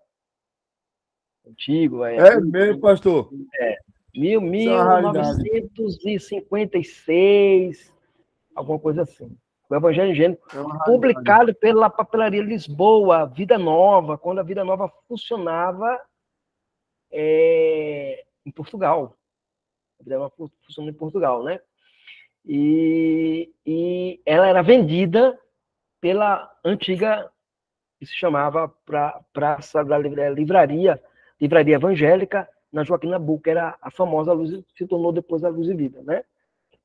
Então eu tenho esse livro, um livro muito antigo, o Evangelho em Gênesis. Nesse livro, que eu acho interessante, é que ele vai trabalhar essa ideia aqui, viu, gente? Essa ideia aqui vai trabalhar a profecia preditiva. Ele vai dizer lá, olha, quando ele vai falar de Noé, a nossa consolação, né? Como se os pais esperassem a consolação na profecia preditiva. Que haveria alguém que iria consertar todas as coisas. O Van Groningen, ele tem um capítulo que ele vai discutir isso muito bem, sobre o capítulo 4 de Gênesis. Quem já leu Van Groningen, aquele cara amasso lá, eu li aquele material muito bom, Revelação Messiânica. Ele tem um capítulo lá, rapaz, que ele vai falar sobre como Eva aplicou de maneira equivocada a profecia a Caim do Redentor. Né? Fantástico aquilo ali, muito bom. É a profecia preditiva, né? Então, as profecias preditivas também servem como alerta para os perigos do pecado e da apostasia, né? Incentivando os crentes a viverem de acordo com os ensinamentos religiosos de Cristo Jesus. Ok, deixa eu parar aqui meu... Descartar. Alguma pergunta? Sim, alguém levantou a mão. Ô, pastor, interessante essa questão das profecias, né? Que independente de qual tipo ela seja, mesmo a preditiva, ela tem aspectos que dizem respeito à vida prática da igreja, né? Tanto da antiga como da nova aliança. Sem sombra de dúvidas. A profecia, ela molda, né? A visão, a esperança que a profecia nos dá, ela molda o nosso modo de vida, né? Então, às vezes nós temos um conceito equivocado de profecia na igreja brasileira, onde se espera-se apenas algo quanto ao futuro, né? Sem nenhum tipo de impacto no presente, né? Nenhum tipo de mudança no presente. É aquela coisa, você quer que o futuro chegue, mas você não quer mudar o presente, né? Isso. Você não quer mudar o presente, você não quer que o presente seja modificado. Isso é muito difícil, sabe, gente? Isso aí, para mim, é uma coisa que demanda uma compreensão ampla do que nós somos como igreja, né? A gente precisa ter essa visão da profecia. Mais alguma colocação, gente? Mais alguma pergunta? Ok, alguém quer perguntar? Pode perguntar. É interessante essa colocação aí do presbítero Willy, e me faz lembrar, de repente pode parecer estranho aos demais, mas o Bruce Wayne, o Batman, ele recebeu uma pergunta do que significava Gotham para ele. E de forma muito, muito sábia, né? Ele diz: Gotham não significa a cidade do passado, ou seja, ele vai completamente negar o saudosismo, como era bom quando foi no passado. Ele também não tem uma visão futurista da coisa, né? O que é Gotham para ele no futuro, mas é como o senhor bem colocou, a relevância que eu posso dar a Gotham inserido nesse contexto. Como é que eu posso ser um agente transformador do reino, combatendo o reino parasita no contexto que eu estou inserido? Sim, exato. Que eu vou compartilhar aqui o meu... Gente, esse PDF tá lá no link, tá lá do grupo, no meu Linktree, você vai baixar ele, toda a nossa aula vai ter uma apostila, tá, gente? Uma apostila única, não. Toda aula vai ter essa apostila, tá bom? Muito bem. Vocês estão vendo a minha tela aqui? Estou sim, pastor. Sim, pastor. Ok, muito bem. Muito bem. Nós vamos trabalhar a profecia exortativa, tá? A profecia exortativa é um tipo de profecia que se caracteriza pelo foco na exortação, ou seja, no chamado à mudança do comportamento através das mensagens contundentes e diretas. Os profetas exortativos convidam o povo a se arrepender de seus pecados e se voltar para buscar a Deus em sua justiça e retidão, ok? Então, essa é a ideia de profecia exortativa. As exortações proféticas evocam e chamam o povo de Deus a um retorno ao compromisso com a lei de Deus. Havia tons de ameaças, de bênçãos sendo anunciados pelo profeta. Nesse cenário, posso dizer que não era uma tarefa fácil, e aqui é importante, tá? Ser o homem que falava a palavra do Senhor. E os profetas não trabalhavam durante os tempos bons. São os pastores hoje, né? Quando tudo estava bem entre Deus e o seu povo. Peraí, deixa eu baixar aqui. Entre Deus e o seu povo. Vou subir aqui um pouquinho. Deus enviava os profetas quando o povo lhe dava as costas. Não era assim? Era, o povo abandonava Deus e Deus mandava profeta. Isso resume muito bem a função profética na profecia exortativa, que insiste na fidelidade e retorno às demandas do pacto. Ok? Essa é importante, a gente tem aqui. Característica. ênfase no arrependimento, né?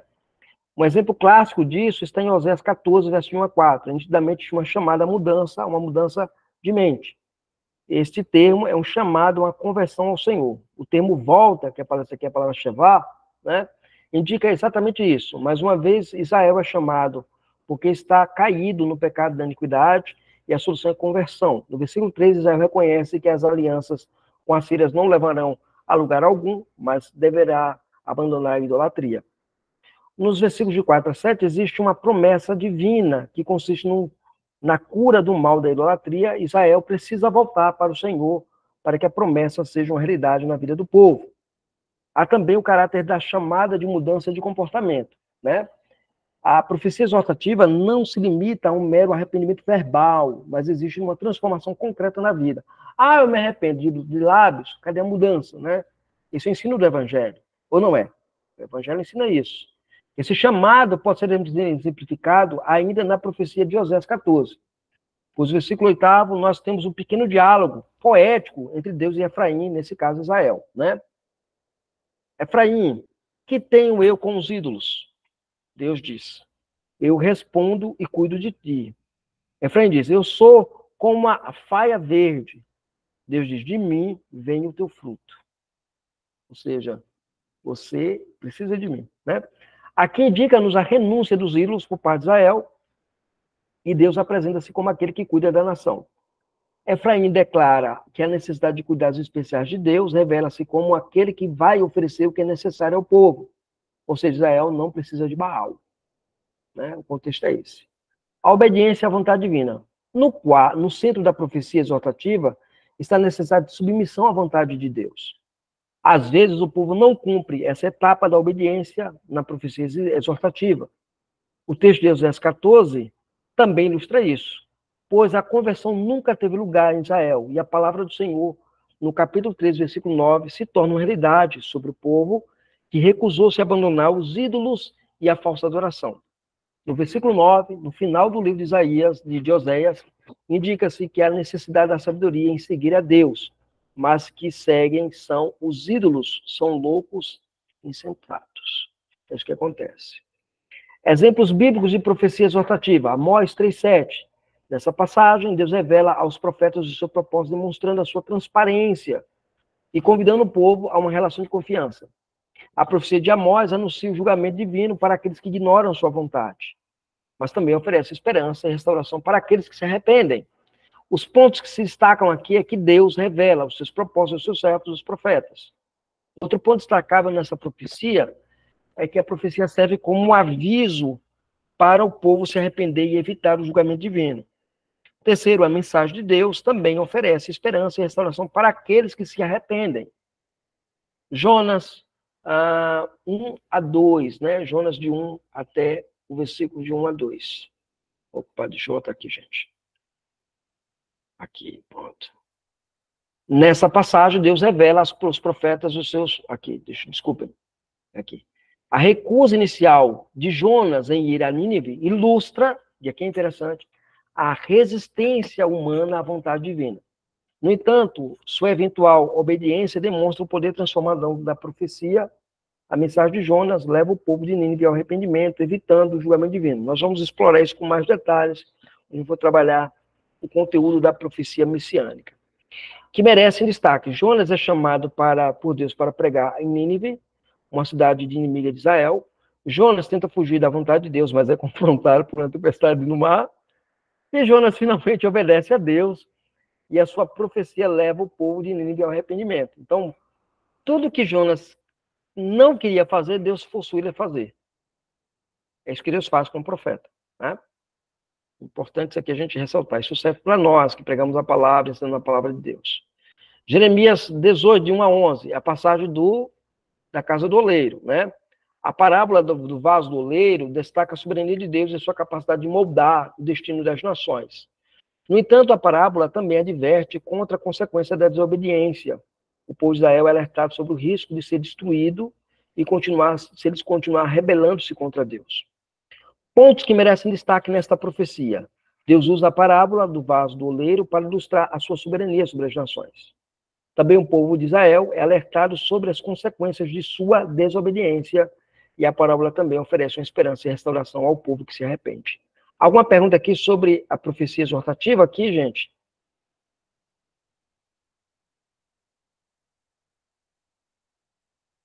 Não, pastor. Né? Ô, professor. Pois não? Essa questão aí me faz recordar aquilo que o senhor disse logo no início da aula, né? Que a profecia, ela encontra o seu fundamento na lei. Isso, aí, exato. No caso de Jonas, podemos pensar ali em Deuteronômio 13, né? A responsabilidade do profeta ser fiel a Deus. E tanto aí no caso de Jeremias como de Isaías, os textos aí lidos, podemos pensar ali em Deuteronômio 28, né? A bênção e a maldição. Então, mas ali, ali é interessante, só segura o seu raciocínio ali. Deuteronômio 28 tem uma coisa muito interessante. Continua o teu raciocínio. Não, justamente isso, né? Que para mostrar que a profecia ela está ali, né? Se apegando justamente ao que o próprio Deus já revelou ali na lei, né? Deuteronômio 28, ele é um texto interessante, e aí é outra coisa boa que você aprende com profecia, tá? Eu não sei se vocês conseguem entender a paixão que eu tenho por profecia quando eu estou falando aqui com vocês. Mas veja, Deuteronômio 28, ele é um texto exortativo, como bem lembrou o irmão aqui, exortativo, mas ele também é um texto, é uma profecia incondicional ou condicional. Condicional. Entende aqui? É uma profecia condicional. Ela é exortativa, exorta, mas ela condiciona. Se você fizer isso, você tem isso. Se você não fizer isso, você não terá isso. Deu para entender aqui a questão, né? Então, a profecia ela é condicional, mas ela está voltada para quê? Para a lei. Ok? Ela exorta, voltada para a lei. Alguma outra colocação? Alguma outra pergunta aqui, gente?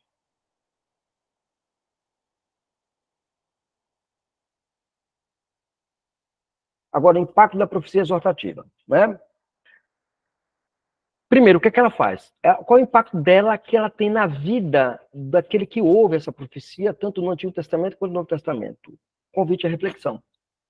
A profecia exortativa convida o povo a examinar suas ações e motiva-o a buscar o caminho da justiça e da retidão. Há também uma coisa também boa, viu? Vou colocar aqui o William. Há um despertamento espiritual. A mensagem profética pode despertar o povo de um estado de letargia espiritual, levando ao compromisso mais profundo com Deus.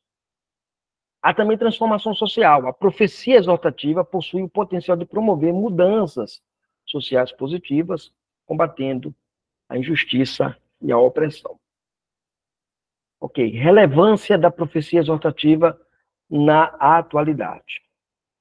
A mensagem da profecia exortativa continua a ser relevante para os desafios que enfrentamos hoje, tais como desigualdade social, porque você vai ver os profetas falando isso, né?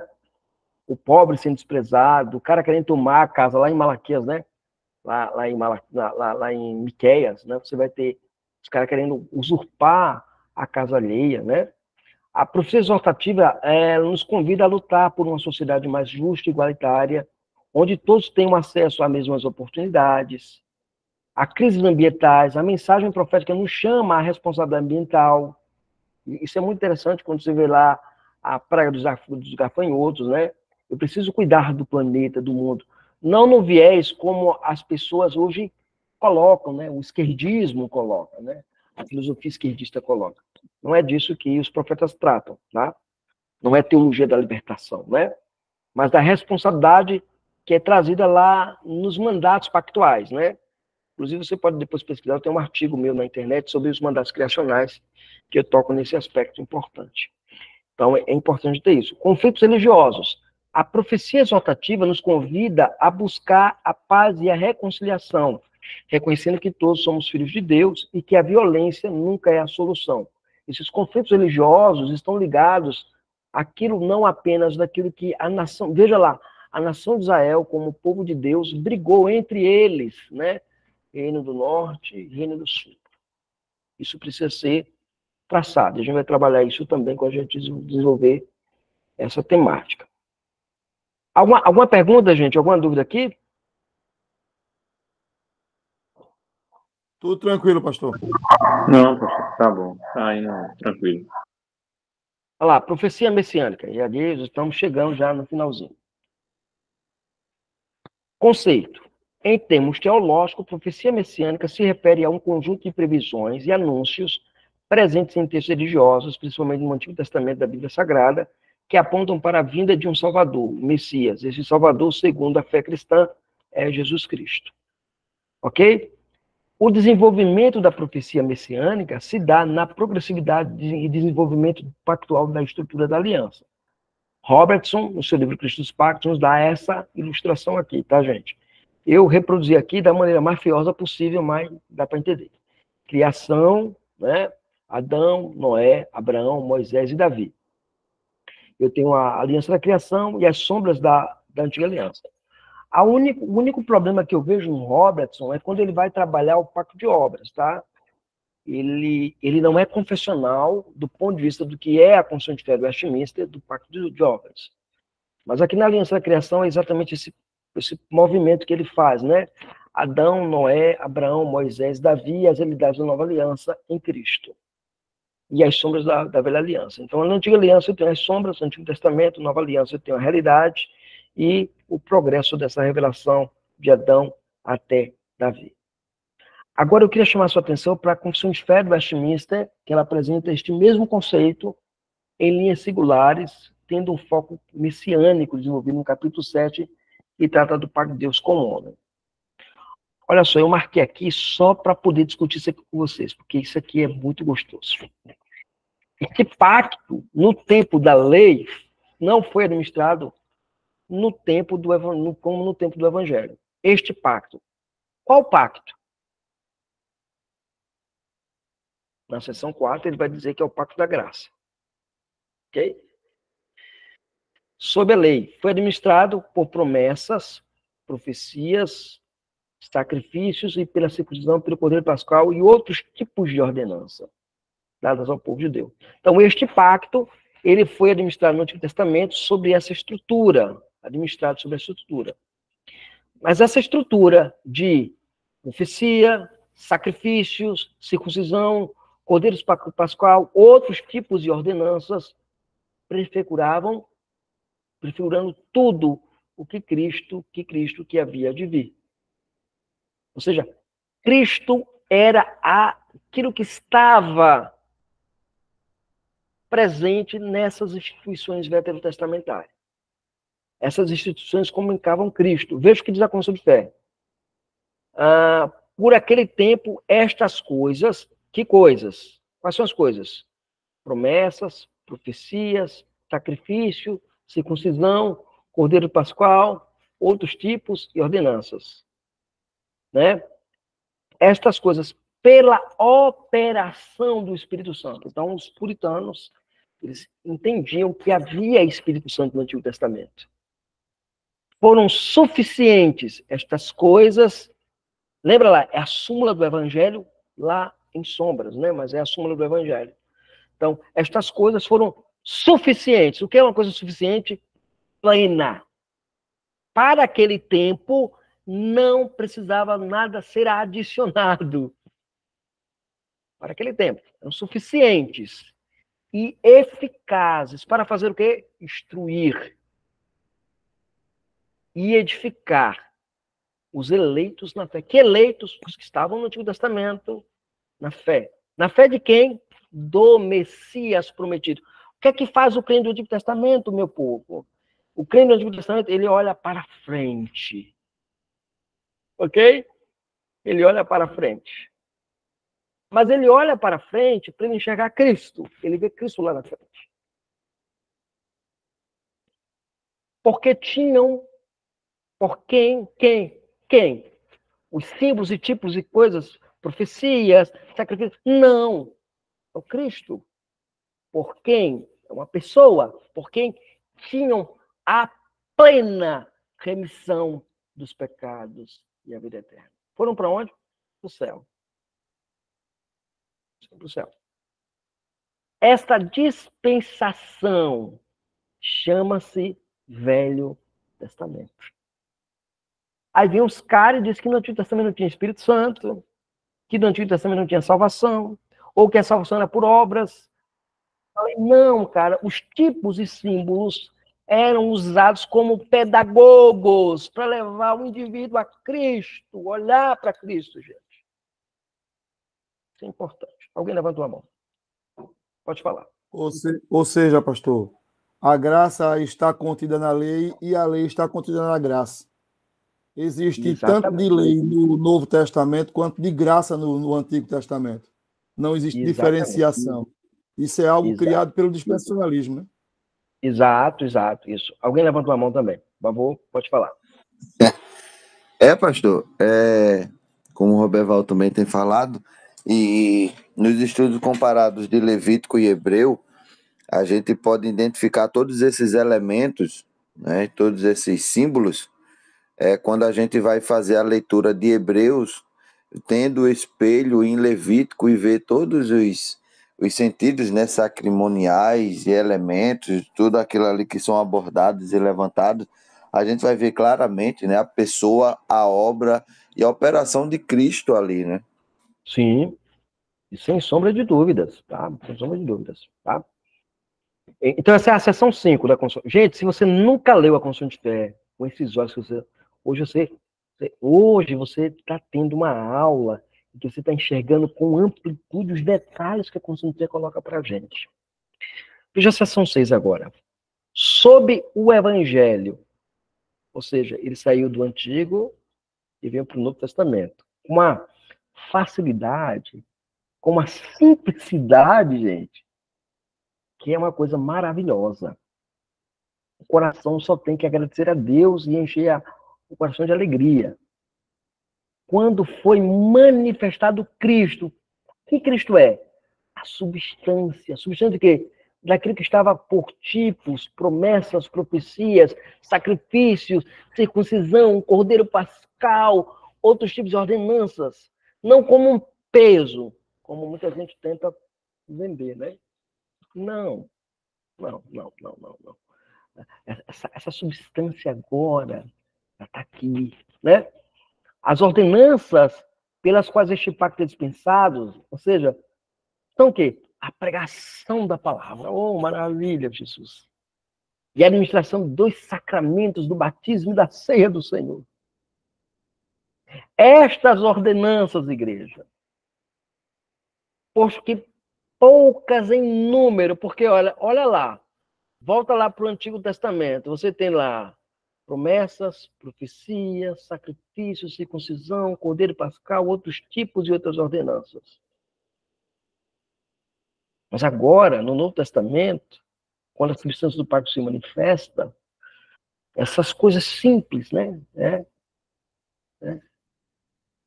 Posta aqui em menor número, ou poucas em número, e administrada com maior simplicidade. Oh, coisa boa! Maior simplicidade. Por que o culto reformado, presbiteriano, congregacional, bíblico-confessional é simples? Porque quando você coloca um bocado de coisa no culto, você ofusca a glória de Cristo. Você ofusca a substância, você volta para a sombra. Né? Tem maior simplicidade, menor glória externa. E aqui eu me lembro de Ageu lá. Vocês lembram de Ageu, né? Quando eu leio esse texto, eu lembro de Ageu. A glória da segunda casa, que era pequena, minuta, é maior que a primeira. Né? Fantástico isso aqui. E aí, a menor glória externa, o pacto, é manifestado com maior plenitude. Evidência e eficácia espiritual. Agora, todas as nações, aos judeus, bem como aos gentios. E aí ele vai dizer agora, veja lá, ele foi chamado lá no Antigo Testamento de quê? Velho Testamento. É chamado de Novo Testamento. Agora um alerta, aqui quando os dispensacionalistas leem um texto desse, né, da Confissão de Fé, eu não sei como é que um cara é presbiteriano e dispensacionalista, eu não consigo ver. Eu até entendo, porque nós vivemos na influência dessa visão hermenêutica, né? Aqui, olha que coisa interessante você tem aqui. É chamado o Novo Testamento. Não há, pois, dois pactos de graça, diferentes em substância, mas um e o mesmo sob várias dispensações. A palavra dispensações que aparece aqui significa administração. Então, é isso que está dito no nosso texto da Confissão de Fé de Westminster. O que a gente tem aqui, gente? Os teólogos puritanos, aqui nesta seção da Confissão de Fé de Westminster, elaboraram um autoconceito de desenvolvimento progressivo pactual com foco messiânico. Por que eu tive que trazer essa seção, gente? Porque diz lá no início, olha, que este pacto na lei foi administrado não da mesma maneira como no Evangelho. Na lei foi administrado por profecias e tal, tudo prefigurando quem? Cristo. Então, há messianismo no Antigo Testamento. Né? Fantástico isso aqui. Só isso aqui eu passaria mais 2 horas dando aula, mas eu não posso fazer isso aqui, não. Ok? Vamos lá. Aqui, a gente tem aqui outro detalhe aqui, esse conceito progressivo pactual do foco messiânico, onde inclui as promessas, as profecias e as ordenanças. Isso não quer dizer, e aqui é um alerta, que não há descontinuidade. A gente não pode importar o Antigo Testamento para o Novo Testamento, né? Não é isso. Mas focaliza-se nas distinções administrativas, ou seja, dispensações, né? Do pacto no seu desenvolvimento progressivo. Alexander Archibald Roger, lista de maneira singular essas distinções conforme a tabela abaixo. Primeiro eu tenho diferenças. Administrador, limite, cerimônia, clareza e revelação. Ok? Administrador. No Antigo Testamento tem Moisés, o servo. No Novo Testamento tem Cristo, o Filho. Limites. Israel nacional. Novo Testamento, Igreja internacional. Internacional no sentido espalhada, tá, gente? Não é internacional, graças a Deus, não. Internacional. Cerimônias. Elaboradas e externas, bem elaboradas. Novo Testamento, simples e espiritual. Não tem salmo, né? Acho fantástico aquilo que Paulo faz lá no capítulo 14 de 1 Coríntios, mostrando a simplicidade do culto, né? Clareza. Tipos e símbolos eram usados no Antigo Testamento. No Novo Testamento, clareza histórica e pedagógica. Não tem uma passagem no Novo Testamento que você não lê, você não consiga entender com clareza quando se refere àquilo que a Escritura fala de fé, ordem e adoração a Deus, né?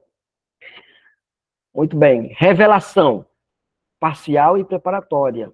Ela era parcial e preparatória. No Novo Testamento ela é completa e final. Ok? Alguma pergunta aqui, gente? Alguma colocação? Eu estou vislumbrado aqui com tudo que eu estou vendo. Amém. É verdade, Roberto. Amém. Graças a Deus. Não, irmãos, eu digo assim, quando me convidar para dar essa disciplina, eu não presto para dar essa disciplina, porque eu me apaixono demais com a coisa. Sabe? Eu tenho uma paixão grande por profecia messiânica, pelo Antigo Testamento. Alguém levantou a mão. Pode falar. Pastor, interessante essa questão que o senhor traz da confissão de fé, né? Sim. Bastante similar à confissão de fé congregacional. Na verdade, esse capítulo aí é a mesma coisa, nós confessamos. Mas, diante do que o senhor expôs agora, né, fica evidente como nossas igrejas carecem de uma confessionalidade prática, né? Às vezes, Sim.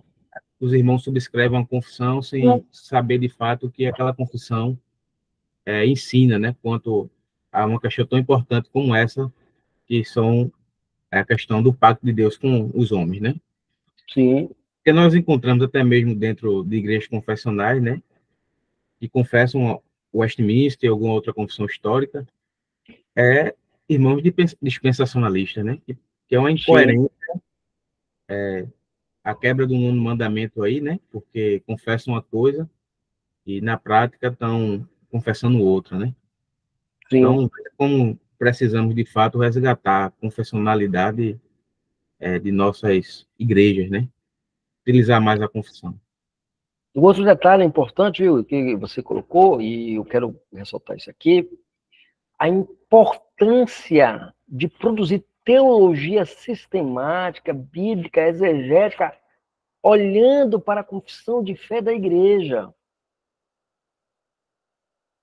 As pessoas, elas ignoram isso. Olha, eu ensino teologia há muitos anos. Deus me deu essa graça. Mas eu vou dizer uma coisa para vocês, eu não consigo fazer nenhuma aula de teologia sem voltar meus olhos para a nossa confessionalidade. Eu falo assim, como presbiteriano, tá? Veja, Savoy, o reverendo Bruno, quando ele estava com o projeto de fazer revisões dos textos de Savoy, ele entrou em contato comigo por e-mail e pediu para eu poder ajudar por causa da questão da confessionalidade ser muito parecidas e tal, pá. Um projeto muito rico e eu louvei a Deus porque pelo menos uma igreja decidiu pegar Savoy e traduzir, mesmo com algumas modificações que foram feitas. Mas assim, a igreja evangélica, a congregacional precisava ter a sua confissão de fé nas mãos, né? Alguém levantou a mão. Pastor, hoje aqui na Aliança, né, nós temos tanto Savoy, o texto na íntegra, como a nossa confissão que nós subscrevemos hoje, né, que foi publicada em 2014, baseada justamente em confissões históricas, né, que é que de fato nós subscrevemos, né. Então hoje nós temos as duas confissões publicadas aqui pela denominação, né, a Savoy na íntegra e a confissão congregacional de 2014. Entendi. Isso é bom, isso é muito bom. Ok? Seguindo aqui, as características dessa profecia messiânica é que as profecias messiânicas geralmente apresentam as seguintes características: previsão de eventos específicos, as profecias frequentemente descrevem eventos específicos da vida do Messias, como seu nascimento, local de origem, linhagem familiar, ministério, sofrimento, morte e ressurreição. Simbolismo e metáforas, as profecias podem utilizar a linguagem simbólica e metafórica para retratar as características do papel do Messias.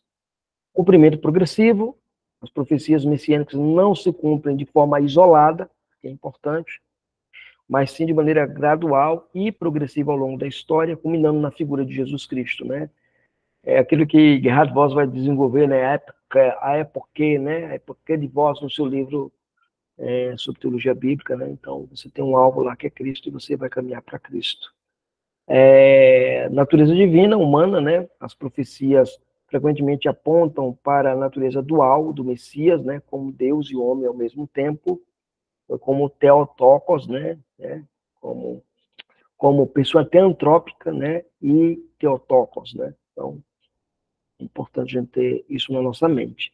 A importância teológica, as profecias messiânicas assumem um papel crucial na teologia cristã por diversos motivos, né? Quais são? Fundamentam a fé em Jesus Cristo, as profecias servem como base para a crença de Jesus é o Messias prometido nas Escrituras, revelam o plano de Deus, as profecias demonstram o plano da redenção, da salvação da humanidade, traçado por Deus desde a criação do mundo.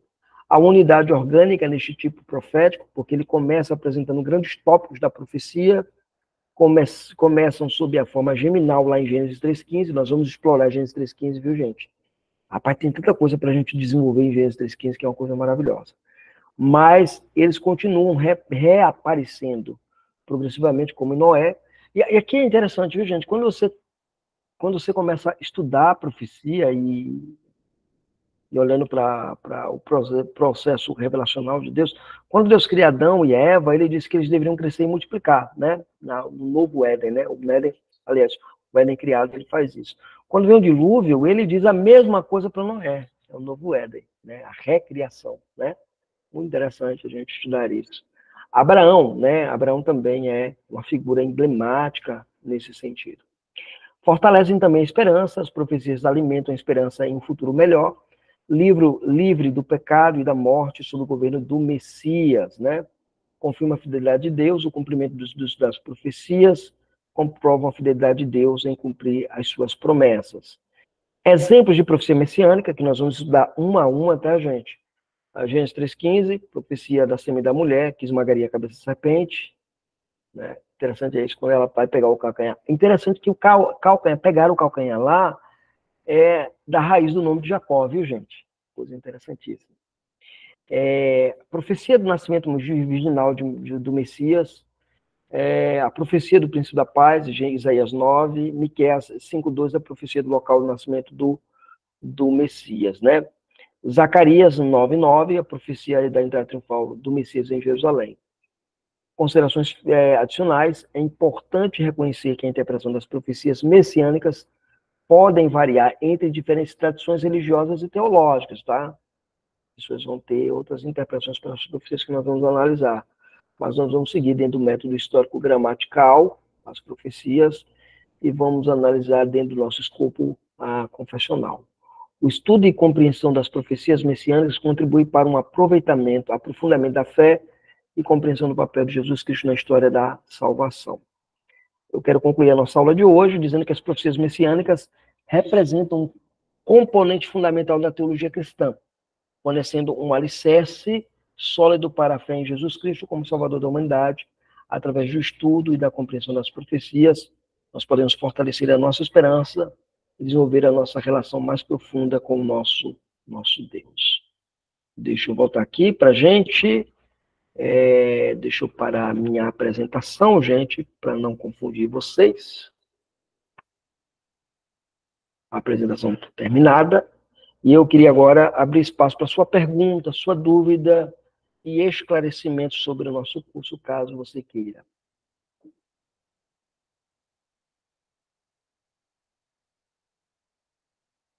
Alguma pergunta, gente? Está todo mundo com sono, né? Querendo dormir? Pastor, esse material está disponível, né? Como o senhor falou, não foi isso? Veja bem, esse material está disponível no nosso material de apoio, né? O material de apoio fica lá no nosso grupo, né? Lá na descrição do grupo, tem as regras do grupo. Lá em cima tem um link, que é um Linktree meu, né? Que é o rev.joaofranca.oficial, né? Você vai clicar lá no Linktree e ele vai ter lá o programa do nosso curso, você vai acompanhar, para você ver que nós estamos seguindo fielmente o programa do curso, está dividido quanto tempo cada módulo vai exigir da gente. Esse primeiro módulo são 10 horas, né? Então nós tivemos 2 horas hoje. Próxima aula a gente vai continuar ainda nesse módulo de introdução, vai trabalhar metodologia, como identificar e trabalhar profecia messiânica, né? Está lá no programa. E tem a apostila dessa aula, tá? Toda aula terá uma apostila, entre 14 e 15 páginas produzidas, tá? Então, eu vou produzir essa média de páginas, de 14 a 15 páginas, para você ir lendo, estudando e conhecendo mais o material profético, ok? Profecia messiânica. A Caires, eu vou ver se eu te coloco lá no grupo, viu, Caires? Obrigada, pastor. Ok. Mais alguma dúvida, alguma colocação, gente? Deixa eu só fazer uma pergunta aqui. Tem alguém aqui que veio pelo CEDIR? Acho que o Otávio é pelo CEDIR. Tem mais alguém aqui pelo CEDIR? Acho que só o Otávio, né? Só o Otávio está aqui pelo CEDIR. O CEDIR é o seminário que eu tenho, o Seminário Digital Reformado, que é nada mais nada menos que uma maneira que eu uso para divulgar a fé reformada, tá, gente? O CEDIR é isso. E todo mundo aqui é pelo SPF, né? Sim, senhor. Sim. Sim, pelo SPF. Então, ok, Deus abençoe vocês. Eu quero orar agradecendo a Deus pela nossa aula, agradecer a vocês a paciência de passar esse tempo conosco aqui. Às vezes, eu sei que é pesada a carga é pesada, 2 horas assim em seguida é pesado. O Otávio sabe muito bem disso, Otávio. Nós temos um curso que acontece aos sábados da Comissão de Fé do Westminster, né? A cada 15 dias a gente tem um encontro de estudo da Constituição do Velho Westminster. É um curso gratuito para quem quiser, tiver interesse, pode procurar um privado para entrar no grupo lá, tá? E aí, às vezes, vai 1 hora e meia, 2 horas, às vezes. Então, eu sei que é pesado, mas mantenha firme que você vai ser recompensado no final da jornada, ok? Vamos orar. Eu quero convidar o nosso irmão, Roberval, a fazer a oração do Senhor de gratidão pela nossa aula de hoje. Amém. Senhor, nosso Deus, nosso Pai, nós somos gratos a Ti, e somos gratos, ó Pai, pela Tua graça de poder estudar, Senhor Deus, de forma tão maravilhosa, tão empolgante e apaixonante a Tua palavra e ver a importância do Antigo Testamento para nós. Senhor, que o Senhor derrame de Tua graça, aliás, continue a derramar dessa Tua graça sobre a vida do reverendo João, instrumentalizando o Teu Filho, Senhor, para que ele possa compartilhar conosco de tamanha graça e de conhecimento. Nos concede, Senhor, uma noite de sono debaixo da Tua paz e presença. Em nome de Jesus. Amém. Amém. Irmãos, eu vou disponibilizar esse vídeo, tá? Esse vídeo vai ser disponibilizado amanhã. Vai ser numa plataforma específica para vocês. Esse conteúdo, como eu falei, é para a nossa turma. Se você tiver interesse em compartilhar para alguém, fique à vontade. Mas lembrando, o material é para a nossa turma, para nós crescermos juntos, debatermos juntos, né? Não há nada aqui, não há direito autoral aqui, tá, gente? Eu não estou brigando por direito autoral, longe de mim isso. Mas só para manter o curso aqui entre nós, né, para que outras pessoas... Se você achar que aquela pessoa vai ser edificada, aquela pessoa vai crescer com esse conteúdo, faça o favor de mandar para ele o PDF, né? Os vídeos eu vou ver se eu consigo fazer com que eles fiquem liberados, tá? Eu queria que ele ficasse fechado os vídeos, porque às vezes você pode falar uma coisa aqui que não agrade a B, a C, a D, né? Ou lhe complique lá no seu ministério, na sua igreja. Eu sempre faço isso, tá, gente? Para precaver o aluno. Por mim não, o que eu falar aqui, o presbitério pode cair em cima e tal, mas estamos no pé de igualdade, no patamar, né? Mas seminarista, presbítero, vai falar de uma situação pontuada da sua igreja, né? E aí, eu acho que não é legal, né? Não é legal. Assim, é a minha visão. Você achar que pode compartilhar o vídeo para alguém lá, fica à vontade. Mas aí é conta e risco seu, né? Minha função é preservar você. Minha função é preservar você, ok? De que alguém não lhe traga nenhuma represália, alguma coisa. Porque a gente sabe, a gente está na igreja, a gente sabe. Tem gente que glorifica a Deus, louva a Deus, porque a gente está crescendo no conhecimento, né? Tem gente que não gosta quando a gente faz uma observação. Na minha igreja tem, por exemplo, na minha igreja tem um cultinho, na minha igreja não tem, mas na igreja de A tem um cultinho. Aí, na minha igreja tem um cultinho e tal, e o pastor escutou aquilo em uma aula de seminário. O que é que está aprendendo no seminário, né? E aí acaba tirando você do seminário, removendo você. Pode acontecer isso. São questões. Mas fica a critério seu, né? Compartilhe o conhecimento, compartilhe a postura. Você pode mandar para quem você quiser, tá?